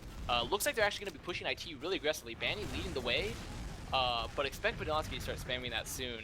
It's just Banny and Shade there right now, so you might expect the solo Uber. There's stickies above. I don't know. Okay, Badlands deaths them, but Banny's really hurt. There was a really, really close roamer exchange in IT. Both roamers down to roughly 30 health, but both to get out. And I don't know. I mean, Ascent are kind of just clumped up right now, just chilling, just running around, not really doing anything. They're just like, hey, this is your time to come to us. So yeah, go ahead. The impetus is on Froyo here. They are up. They're holding their second. Froyo looks like they want to. They're actually using the distraction of Bomb Blaze. He's really aggressive, but he gets cleaned up. 4-4 is kind of hurt. If Clockwork dies, this can be an easy push for Ascent here. They're down 2 players. But Duat is really holding this choke. He doesn't want them through, but he's actually dead his sticky. So now Ascent can come in. Ash is a little bit hurt up top. So is Mela. They're backing up the choke. And this is pretty much the signal for Froyo to give it up because they've already been pushed out. And they lose Duatna. That's a rough pick at the end of the fight. Oh, absolutely. That's arguably the best pick you can possibly get. And, I mean, Mela got in that mid for free. I mean, Froyo went down 2, and now, like Ascent are just marching, and they get forced now. And Ascent's Uber comes out just a moment later. Uber for Froyo. Yeah. They drop the players. Even if their Ubers are ending right now, they drop more player. They can't push choke because Badlands is going to punish them. So, and they have a sniper. So I feel like Banny going in is kind of a foolhardy. They can't follow up with this grip, but Shrugger gets signed. So. And we saw at I-55 exactly what running sniper outside of mid does to Ascent. So this might be pretty bad for Ascent, but we'll see. This could be. But they will get, actually they won't get any forward, but they will probably get at least some spawners in time to defend second. So we'll probably see a fight happening as neither team has Uber. Clockwork is peeking really aggressively. His team's opening up. They lose Ash. They're in now. Clockwork is still peeking. They're actually getting forced back. Shade is kind of hurt. Badlands is putting big cannonballs into him. Yeah, and there's Ascent's definitely pushing up now a lot more now that Clockwork is being a threat. Yomps takes down Banny, which is a massive pick. Ascent needs to be extra careful pushing in here because Clockwork is definitely really close for some reason. Close. Why is he there? But he's gonna. You want to miss the dead on Yomps, which is unfortunate. But yeah, he gets cleaned up there. They're 3 down. Badlands bombs. a little bit aggressive. Gets cleaned up, but they get a pick off of it. I'm just gonna amount this all up to nerves because Clockwork should have been playing way farther back there, and Badonsky should have not have just suicided his entire life for all. Like, there's a lot of nerves going on. You know, this is obviously a really tense moment. I would agree, but I mean, they're both veteran teams. But Bandy gets a pick on Mela. They're still holding near Spire. Rando's stuck in. He gets arrowed, so he should be able to leave. Actually, they're gonna collapse on Rando. They pop, presumably to save Rando, but it's a really poor pop, and they don't even keep it on Shrugger. So it's time to leave. If I was Ascent, they have Badonsky, so as long as Badonsky and Yomp play tight, they shouldn't necessarily lose 4-4. Yeah, not a very good Uber on Ascent's part, unfortunately, and that's gonna cost them, you know, that push and potentially that mid. Ascent do have their spawns here, so I think they would want to try to stop this. I mean, they have a lot of time left. Yeah, they're still fighting this. It's really hard to get. Froyo has really good cap time. Clockwork gets a pick on Yomps. They also lose Rando. I think Mela's going to be bombing on Clock. He gets Clock. So Ascent could push this if they wanted to. They just have to play really tight. Looks like Badonski's kind of hurt though, while Duwata has pretty good health. Mela's bombing. He's on top, forcing the back, getting really good damage on Shade. This is great for Ascent to come forward because Shade is going to be playing really far back, and they get it. They recap the mid, or don't recap, but they recap. Sort of. And a big bomb coming in from Mela. Unfortunately, could not get Shade. All you need to do is get one more rocket off. Shade was at roughly 50 health, and it was looking pretty grim for Shade at that moment. But fortunately for Shade, Froyo cleaned up Mela just in time. A donk coming out. Actually, no, it wasn't actually a donk, but it looked like it. But Badonsky's spamming the hell out of Choke right now, and it's going to be really hard for Froyo to get in. They lose Clockwork, so I don't think Froyo wants to continue fighting. It's too, actually Rando's initiating. He forces a flash too. Rando's probably gonna jump behind and fight Blaze and IT, which he does, but it looks like Ash is fighting them now. He's bringing all the Froyo players back, but they get cleaned up in Sewer, near Sewer and Choke. So Ascent's gonna have to leave this mid. And there's only roughly, I can't see it on my screen, but I'm looking at the stream right now. There's only like roughly 2 minutes left in this game. So I think at this point, Ascent might have to D up for the rest until the rest of the half. Yeah, 100%. They don't want to drop around at the end of the half because if you got crushing to morale, even if it's not necessarily a death blow to the game. Exactly. So they're actually contesting really hard. They're getting really good damage from the soldier. They have to clean up these. Oh, good cleanup. They just have to play really tight here. They're on low ground. Ascent has the high ground. They do lose Yomps though. They still have Shrugger. So as long as they focus this choke, make sure Blaze can't jump, and Ash is gonna die too. Oh, I don't know why he came back in through there. Should have just left. Yeah, that was definitely questionable. And now you have a buffed Shrugger looking to go and get some picks and Ascent. They're actually chasing Shade and IT though. Yeah, they can kill him. They definitely can kill him. Shrugger's missing some shots. He just has to hit one. He gets there. Good shot from Shrugger. And because of that pick, Ascent can conceivably win this round if they're quick enough. Definitely. The momentum's different. Where Shade won't be up, they won't have healed, they won't have Uber. They just have to make sure that 4-4 does not get forced early. Or at the very least, if they do force them, they have to at least trade several players so they can push it to last. What a turnaround. I mean, I just said, like, not even a minute ago, like, yeah, Ascent definitely need to D up here and just hold out into the last. And now the tides have turned, and it looks like Uber's coming out right now. Decent Uber coming out from Ascent right now. They're pushing out left. Man, they get Duwano, which is a good pick, but they're not going to have Uber to deal with, so it's okay if they just trade that for a pick. They just have to play this point. Their demo is sticking up. Oh, good, excellent. Wow. That was pretty crazy. I mean, Ascent played all their cards right there. You know, they took the Uber right to him. Unfortunately, I forget exactly who it was, but one of the Froyo players died relatively early. Which is a key pick for this last, really every last, but especially process where if you don't have that demo, you just have to pressure the point. It's sort of like Badlands in a way where you can just force them into the spawn and play the point. Yeah, except for the fact that having, again, as you said, having your demo man alive in that exact situation is pretty imperative. And yeah, Duwano going down that early was definitely one of the keys to Froyo dropping that right there. I mean, yeah, Ascent did have Uber advantage, but again, on this map, even if the other team has Uber, you can still find a way to waste their Uber long enough to the point where you might be able to defend the point.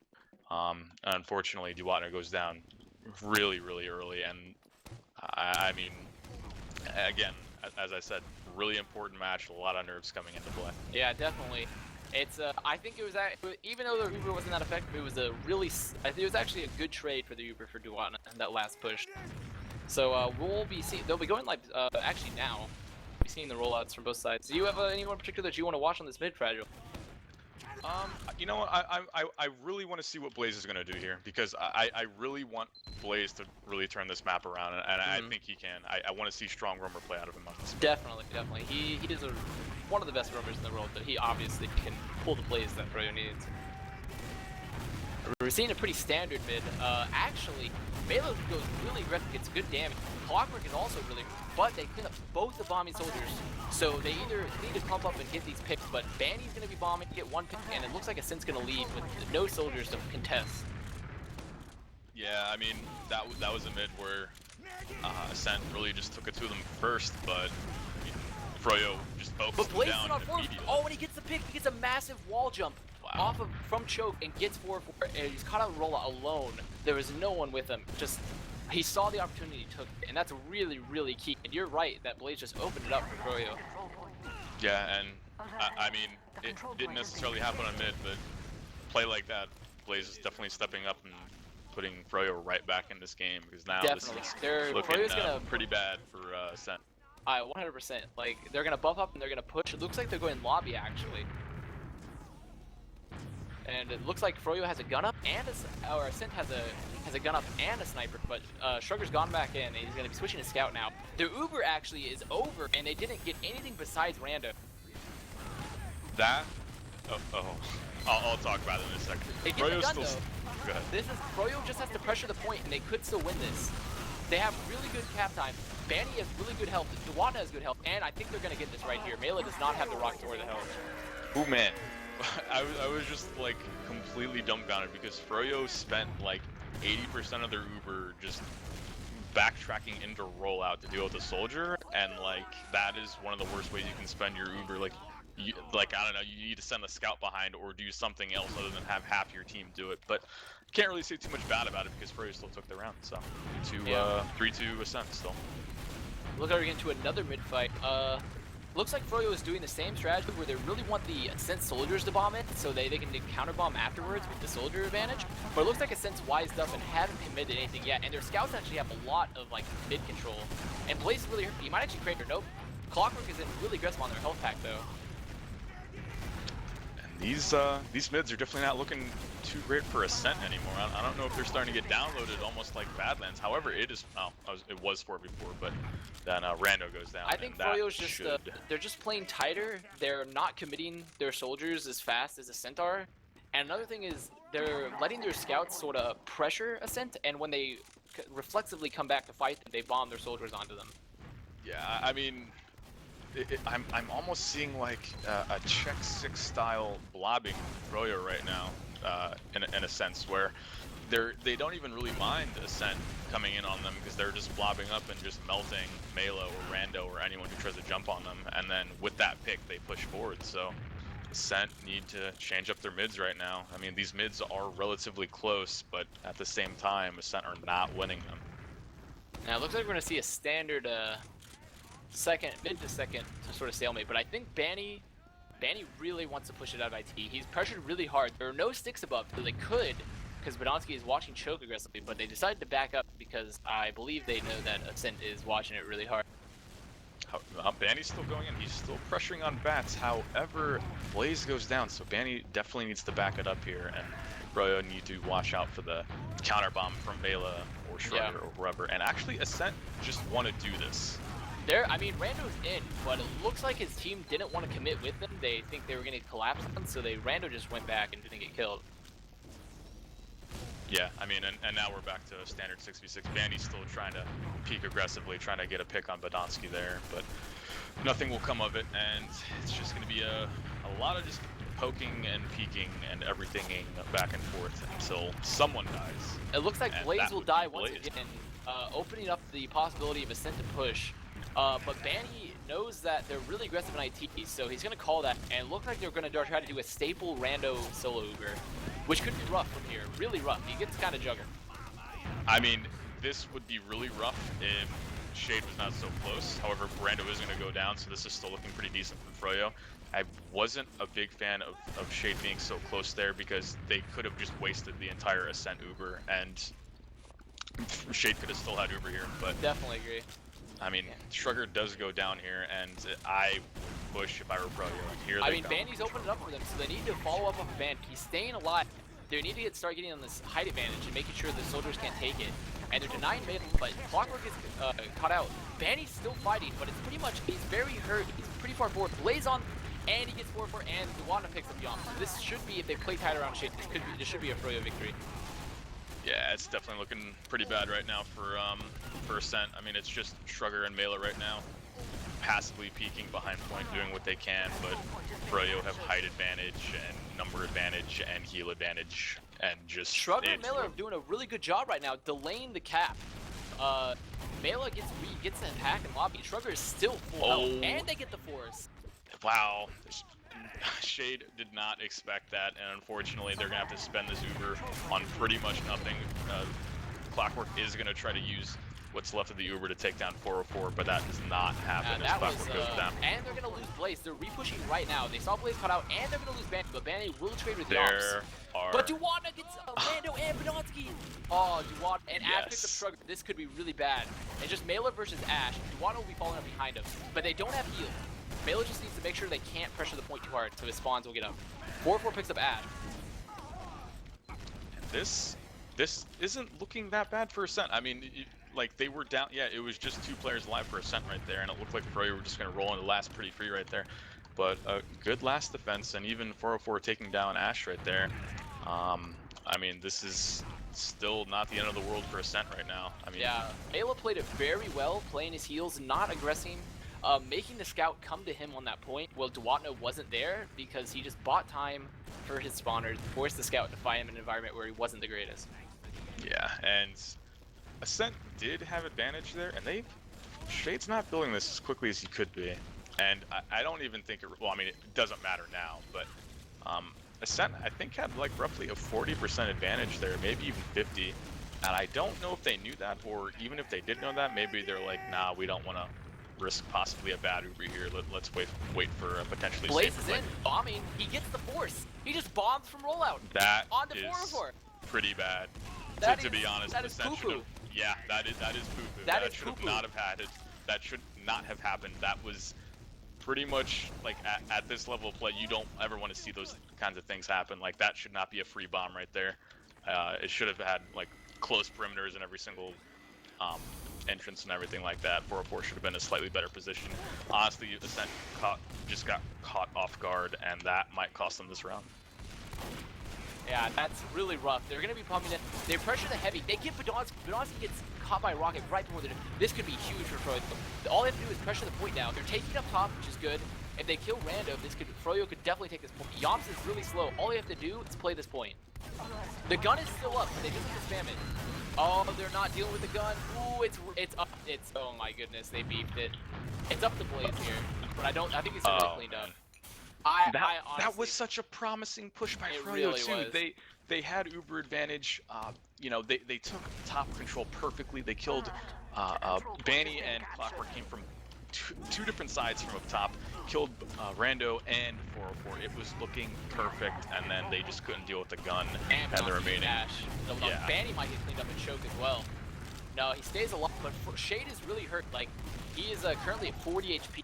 So if Ascent wanted to, they could capitalize off this damage, but it looks like they're going to be holding back a little bit. Yeah, and Shade still waiting for this health back to come up. It doesn't really look like it's going to matter, as Ascent are not going to do anything about it. However, well, Mela and Clockwork both go down, so Clockwork... I don't think Froyo really runs Sniper here, and Sniper definitely works here, but...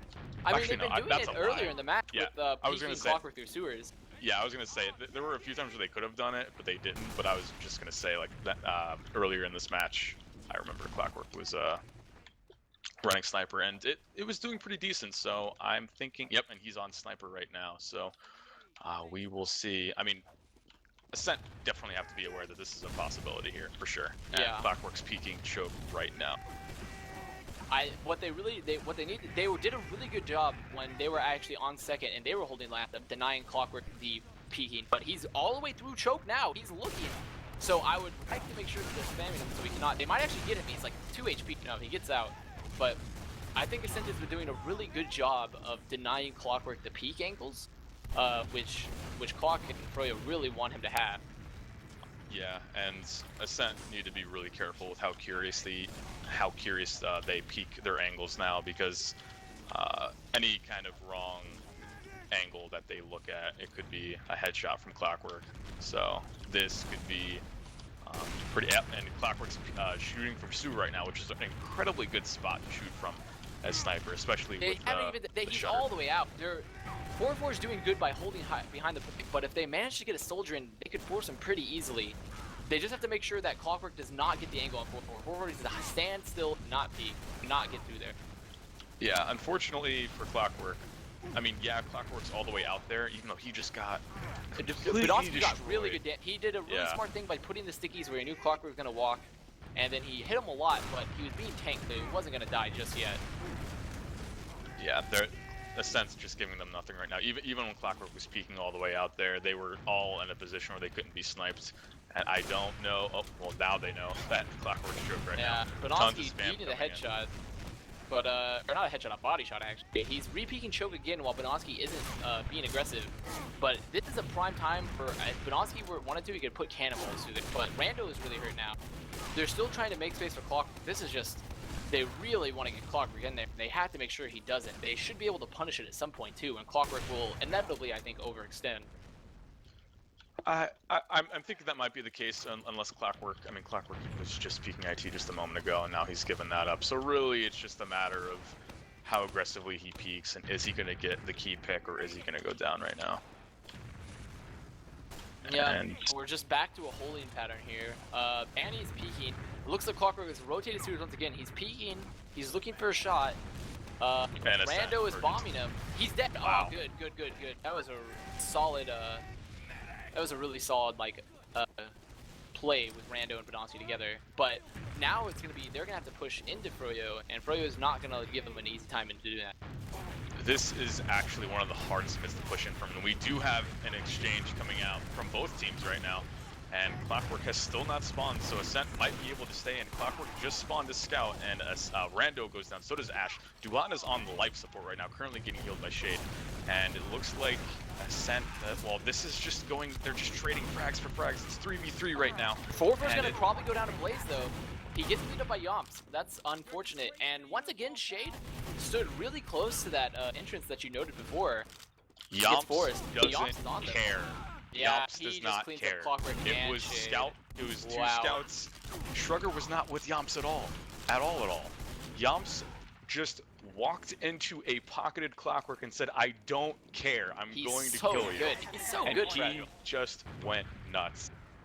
It's actually it's pretty absurd, like how well he's been doing for one of Let me. Shrugger was not involved at all. Like, I can conceivably go like, okay, well, you know, Clockwork got outplayed by Shrugger and Yomps there, but yeah, it was just Yomps, and he just went nuts. Yeah. Ascent coming in with the big momentum. Banny's up in the air. Oh, he just gets he gets smashed. He gets smashed between Mela and Shrugger up in the air right there. Yomps is actually pushing Blaze, but Blaze gets the health pack. He can win this flank fight. While on second, Ascent is still pushing. Froyo's getting some good picks, but they're down 2. So it just has to play tight. Clockwork is behind them for doing his Clockwork thing, and he's actually getting really good damage, but Shrugger gets the pack, and I'm sure Clockwork is frustrated about that. Yeah, and at this point, I don't think Pro's gonna have much to do about this. I mean, the only thing that they could possibly threaten is with another backhand, but I don't think any of them are really in a position to do that. Plus, that'll take a decent amount of time, so it looks like Froyo are gonna be They giving don't this have the up. greatest health on Ascent, but they take it aggressively and deny them those entrances, so it's really tough for Froyo to contest. Yep, and 404 does not have a pushable advantage right now. Froyo are actually Froyo's pushing for repeating lobby. this pretty They're aggressively, being yeah. really aggressive. Mela's pipe, it was a good pipe from Duwanda. Blaze and Clockwork are actually both in IT, so they're going to try to push and let their flank open up for Banny's getting space. They get a forest, an early forest.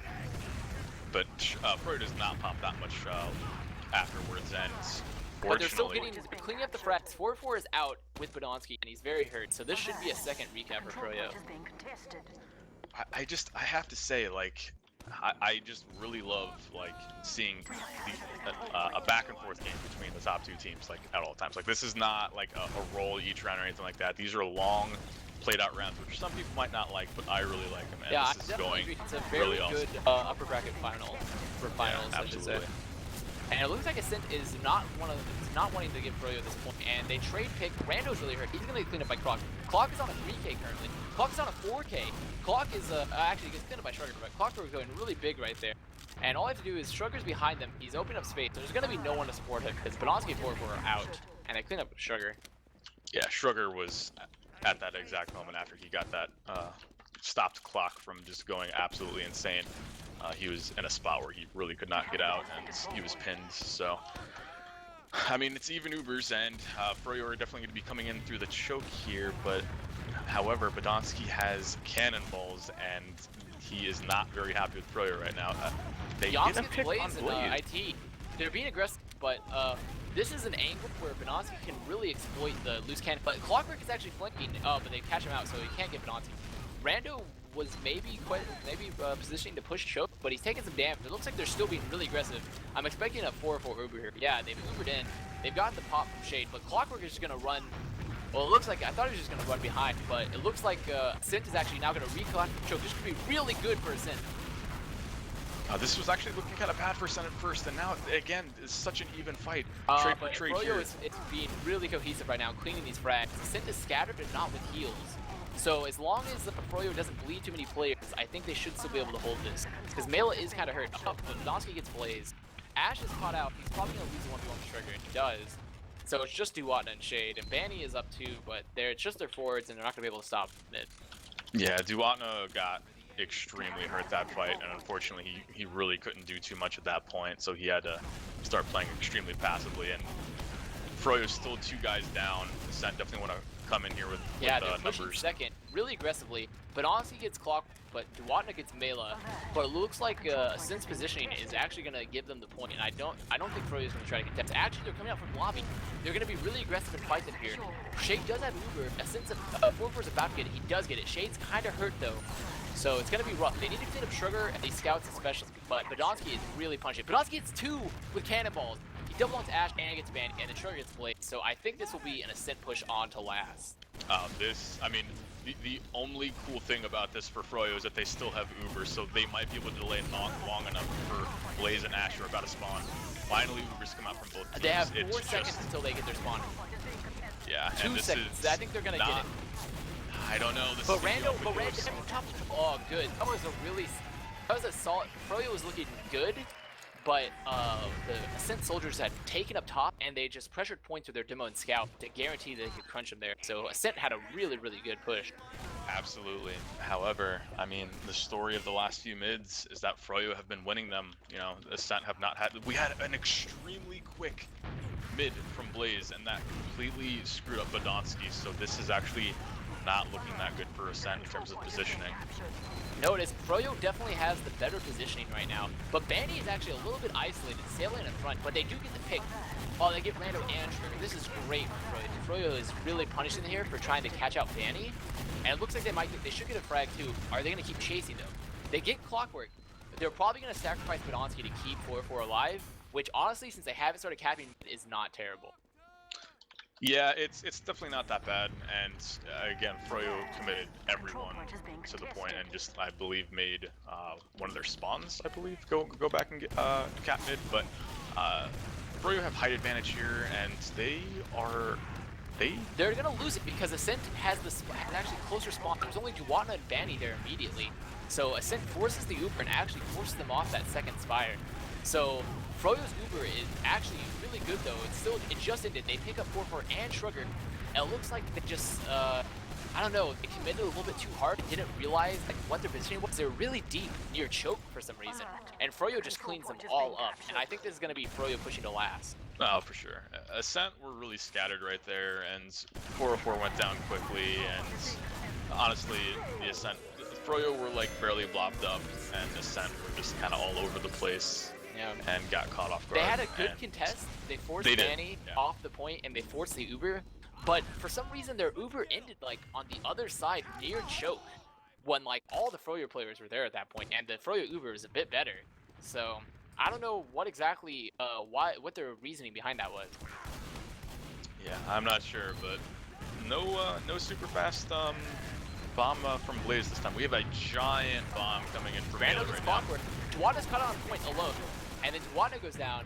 Ash will pick up Rand, but Yamp will get Blaze. This will be a concise Ascent win. Banny's still in sewers distracting. He might actually get a pick. He gets Shrugger, which is good, but it looks like Ascent will be pushing this onto second. Probably will not be able to push last immediately, considering they do not have the players just yet, and Frey will be getting theirs. Yeah, and on top of that, a good job by Shade getting out there, because, you know, obviously if Shade did not get out there and 404 lived, then this would be looking pretty awful for Froyo at this moment. But getting out there, as, on mid as a medic is so incredibly important. It really can be the difference between your team winning and losing. Sorry to interrupt you, but Clockwork is behind them all the way on mid. He's like and they have a sniper too, so it's actually going to be a lot tougher to deal with these flanks since Shrugger is on sniper. So Clockwork is just going to be playing the distraction game, and I think Froyo's going to push from lobby with this. Banny, they motioned it off, but their Uber is not good, and they have not forced 404, or they haven't forced the 404. 404 has full Uber. Ascent stuck in sewers, actually, but Banny gets a great pop and picks Rando from the sewers, so this could be really good for Froyo. That was a very awkward Uber on Ascent's part, and they did not get the awesome move that they wanted to. Unfortunately, they're bleeding players right now. Thankfully, they take down Blaze. And now, I mean, unfortunately, they have a sniper here, which they don't really want to have a sniper here. They want to have more of a frag class that can get up close. A nice long-range cannonball from Badonsky taking down Ash.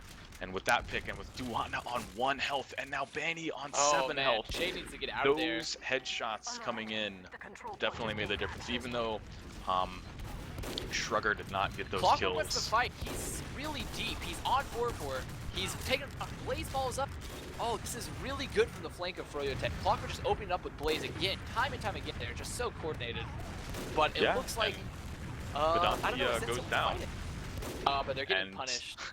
I mean, what was looking like a really, really, really good push for Froyo, I mean, now, or excuse me, for Ascent now comes to a halt because Clockwork goes in and does Clockwork things. I mean, if I was Ascent, I would be surprised in their shoes too, because what possible reason did Clockwork have to push, but he just did it. He just pushed, and he just made the opening with Blaze, which is a very Clockwork thing. And wow, Yamps wins that fight with not a lot of health, and he just completely out 1v1 Clockwork there. Yamps, again, just playing out of his mind right now. He's a boy. He's a young boy prodigy. He is a young boy, and he is currently dancing around out there last right now. Only 47 health. Probably not going to get too much down. Here at Choke though. He's actually chasing the med. He's really chasing 4-4. 4-4 does not have it either. He gets it. It was actually a really good chase from Banny since he knew his team was fighting, but they're getting back cap. They're not fighting second. Oh my goodness. They're going to get the back cap. Oh, goodness gracious. Oh no. Clockwork was very upset with this, saying, "Thank the Lord." I think he was a little frustrated. Probably just playing a lot of Overwatch lately. That was a good series though, Fragile. Oh, that was a great series. I mean, it was. I mean, all maps were really close, really interesting. And I don't know. I mean, I would say it's hard to ask for anything better than the final or the upper final that we had today. You know, it was really interesting, really close.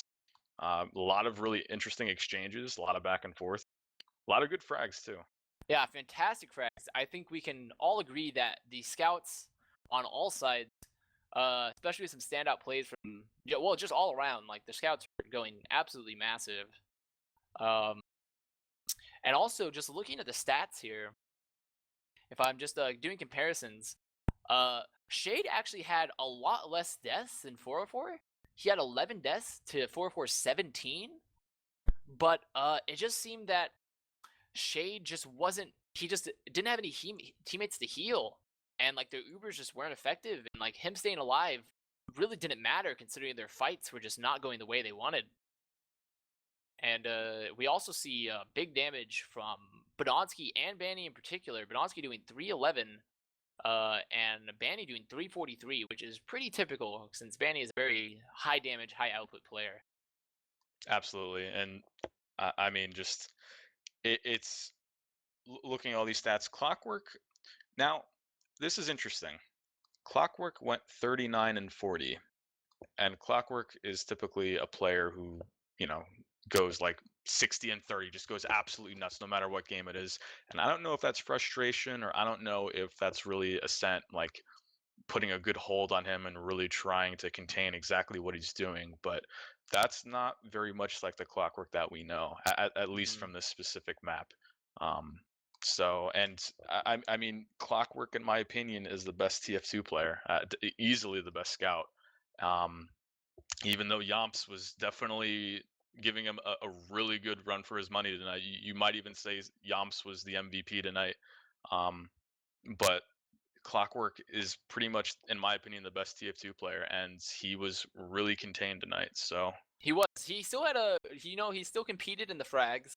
He outfragged Ash with in this last map with 39, and consistently outfragged Ash, actually, I think every map.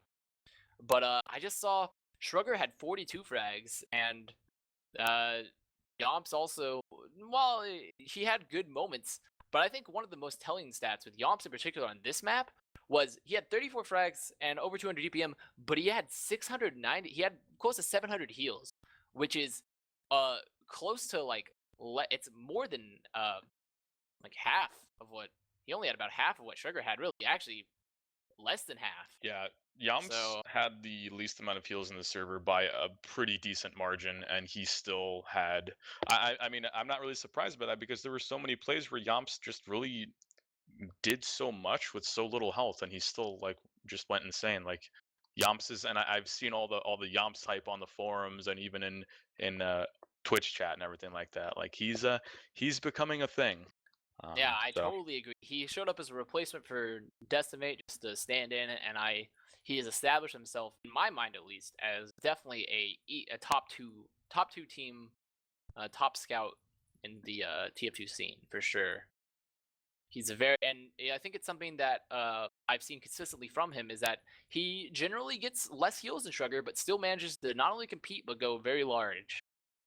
Absolutely, and I don't know. I mean, it'll be interesting to see how Froyo bounce back from this. I mean, they had pretty close games with TSU the other night. I mean, I guess it depends on your definition of close, because I would say they were pretty close, and I mean, TSU are definitely going to be looking to pull the upset here, and yeah, just imagine if Froyo get third, like that would just be so mind-boggling. The end of a dynasty, really, if Froyo got third. It would be pretty crazy. It would be crazy to imagine a world where Froyo gets third, to be honest. Yeah, but we've seen this last season with Ascent winning upper finals, and then Froyo coming back and winning the next two sets in grand finals. Yeah. So if Froyo get past TSU, we'll have to see what adjustments they make in order to make this happen. Sorry, because I know you're finishing up the thought anyways, but I just want to go ahead and answer the concerns in chat, because I've seen some messages. But this was just the upper bracket finals. So with Ascent taking this victory, they will be elevated to the grand finals, and there will be the losers bracket between froyotech and Team Solo Uber, who will then go to the grand finals. And the grand finals, then, with Ascent winning this one, they will have in favor of them, they only have to win one best of 3, while whoever wins the match between froyotech and Team Solo Uber will have to win 2 best of 3s.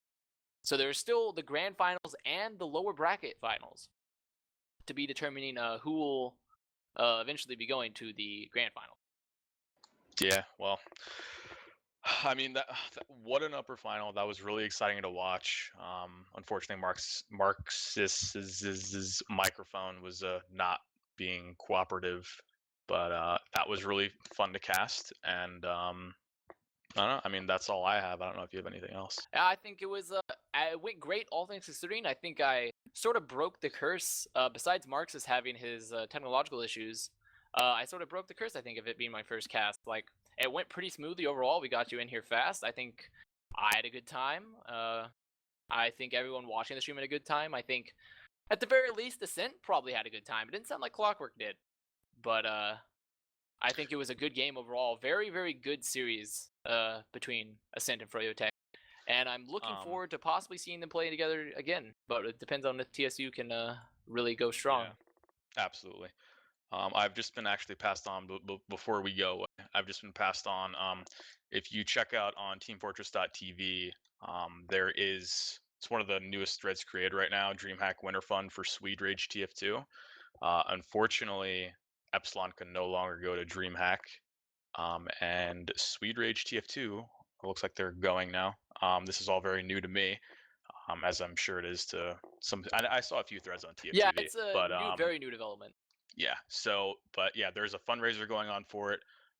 So donate if you want to get this team to DreamHack, so we can have a really awesome TF2 competition at such an incredibly prestigious LAN.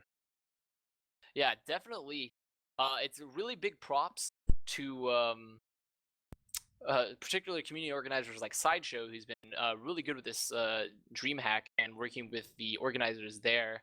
And it's really unfortunate that a team that was set up and ready to go had conflicting issues to get there, and we're having to set up another thing. But I'm also really glad that there is another team stepping up, organized by I think the European player Buttnose apparently, to get a lot of old Prim TF2 players and some ones that are current like Tech, Flippy, and Rib, and also Cost, along with some older ones like Beaver and Tavik, to try to get them to DreamHack, make it successful.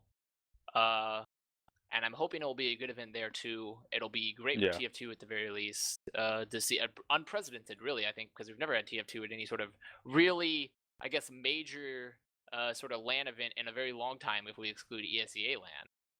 Yeah, and I don't know. I'm looking forward to it. I think it'll be a great event. I think it'll be pretty important for TF2. But again, if you missed it just a moment ago, there's a thread on teamfortress.tv. DreamHack winter fundraiser for Swede Rage TF2. Again, Epsilon is unfortunately not going, so Swede Rage TF2 we're having a fundraiser to go to DreamHack, and again, I'm really looking forward to this tournament, and yeah, it'll be fun. But again, that's all that I have. I don't know if you have anything else. Yeah, I'll go ahead and close it out. It's been great casting with first Marxist on the first 2 maps, and then TheFragile here on the last map on Process. And the final score, you can check it out on teamfortress.tv, but also the final score for those who tuned in late, it's 2-1 for Ascent's favor in terms of maps. Very, very close games all around. Great games. And then also just wanted to remind everyone to plug the DreamHack thread, where we're hoping to get a bunch of teams there to compete at the very well-known DreamHack LAN after a team unfortunately had to pull out. And I think I've had a great time casting. I want to give props to production crew, which is Dash TM. I've had a good time. I'm glad Mela asked me to stick in, because I think it was pretty fun to help out. And that's pretty much going to be it for me. So tune in for the lower bracket finals between TSU and froyotech, which will be I'm actually not quite sure of the date. Do we have a date here, Dash? Do we have the date? No, it doesn't look like we do. It doesn't look like we have a date yet? Okay, well, tune in for teamfortress.tv. It will likely be announced soon. And I'm sure that it will be just as great. So thank you, teamfortress.tv. This is Avast signing off. And this is TheFragile. Thank you guys so much for watching.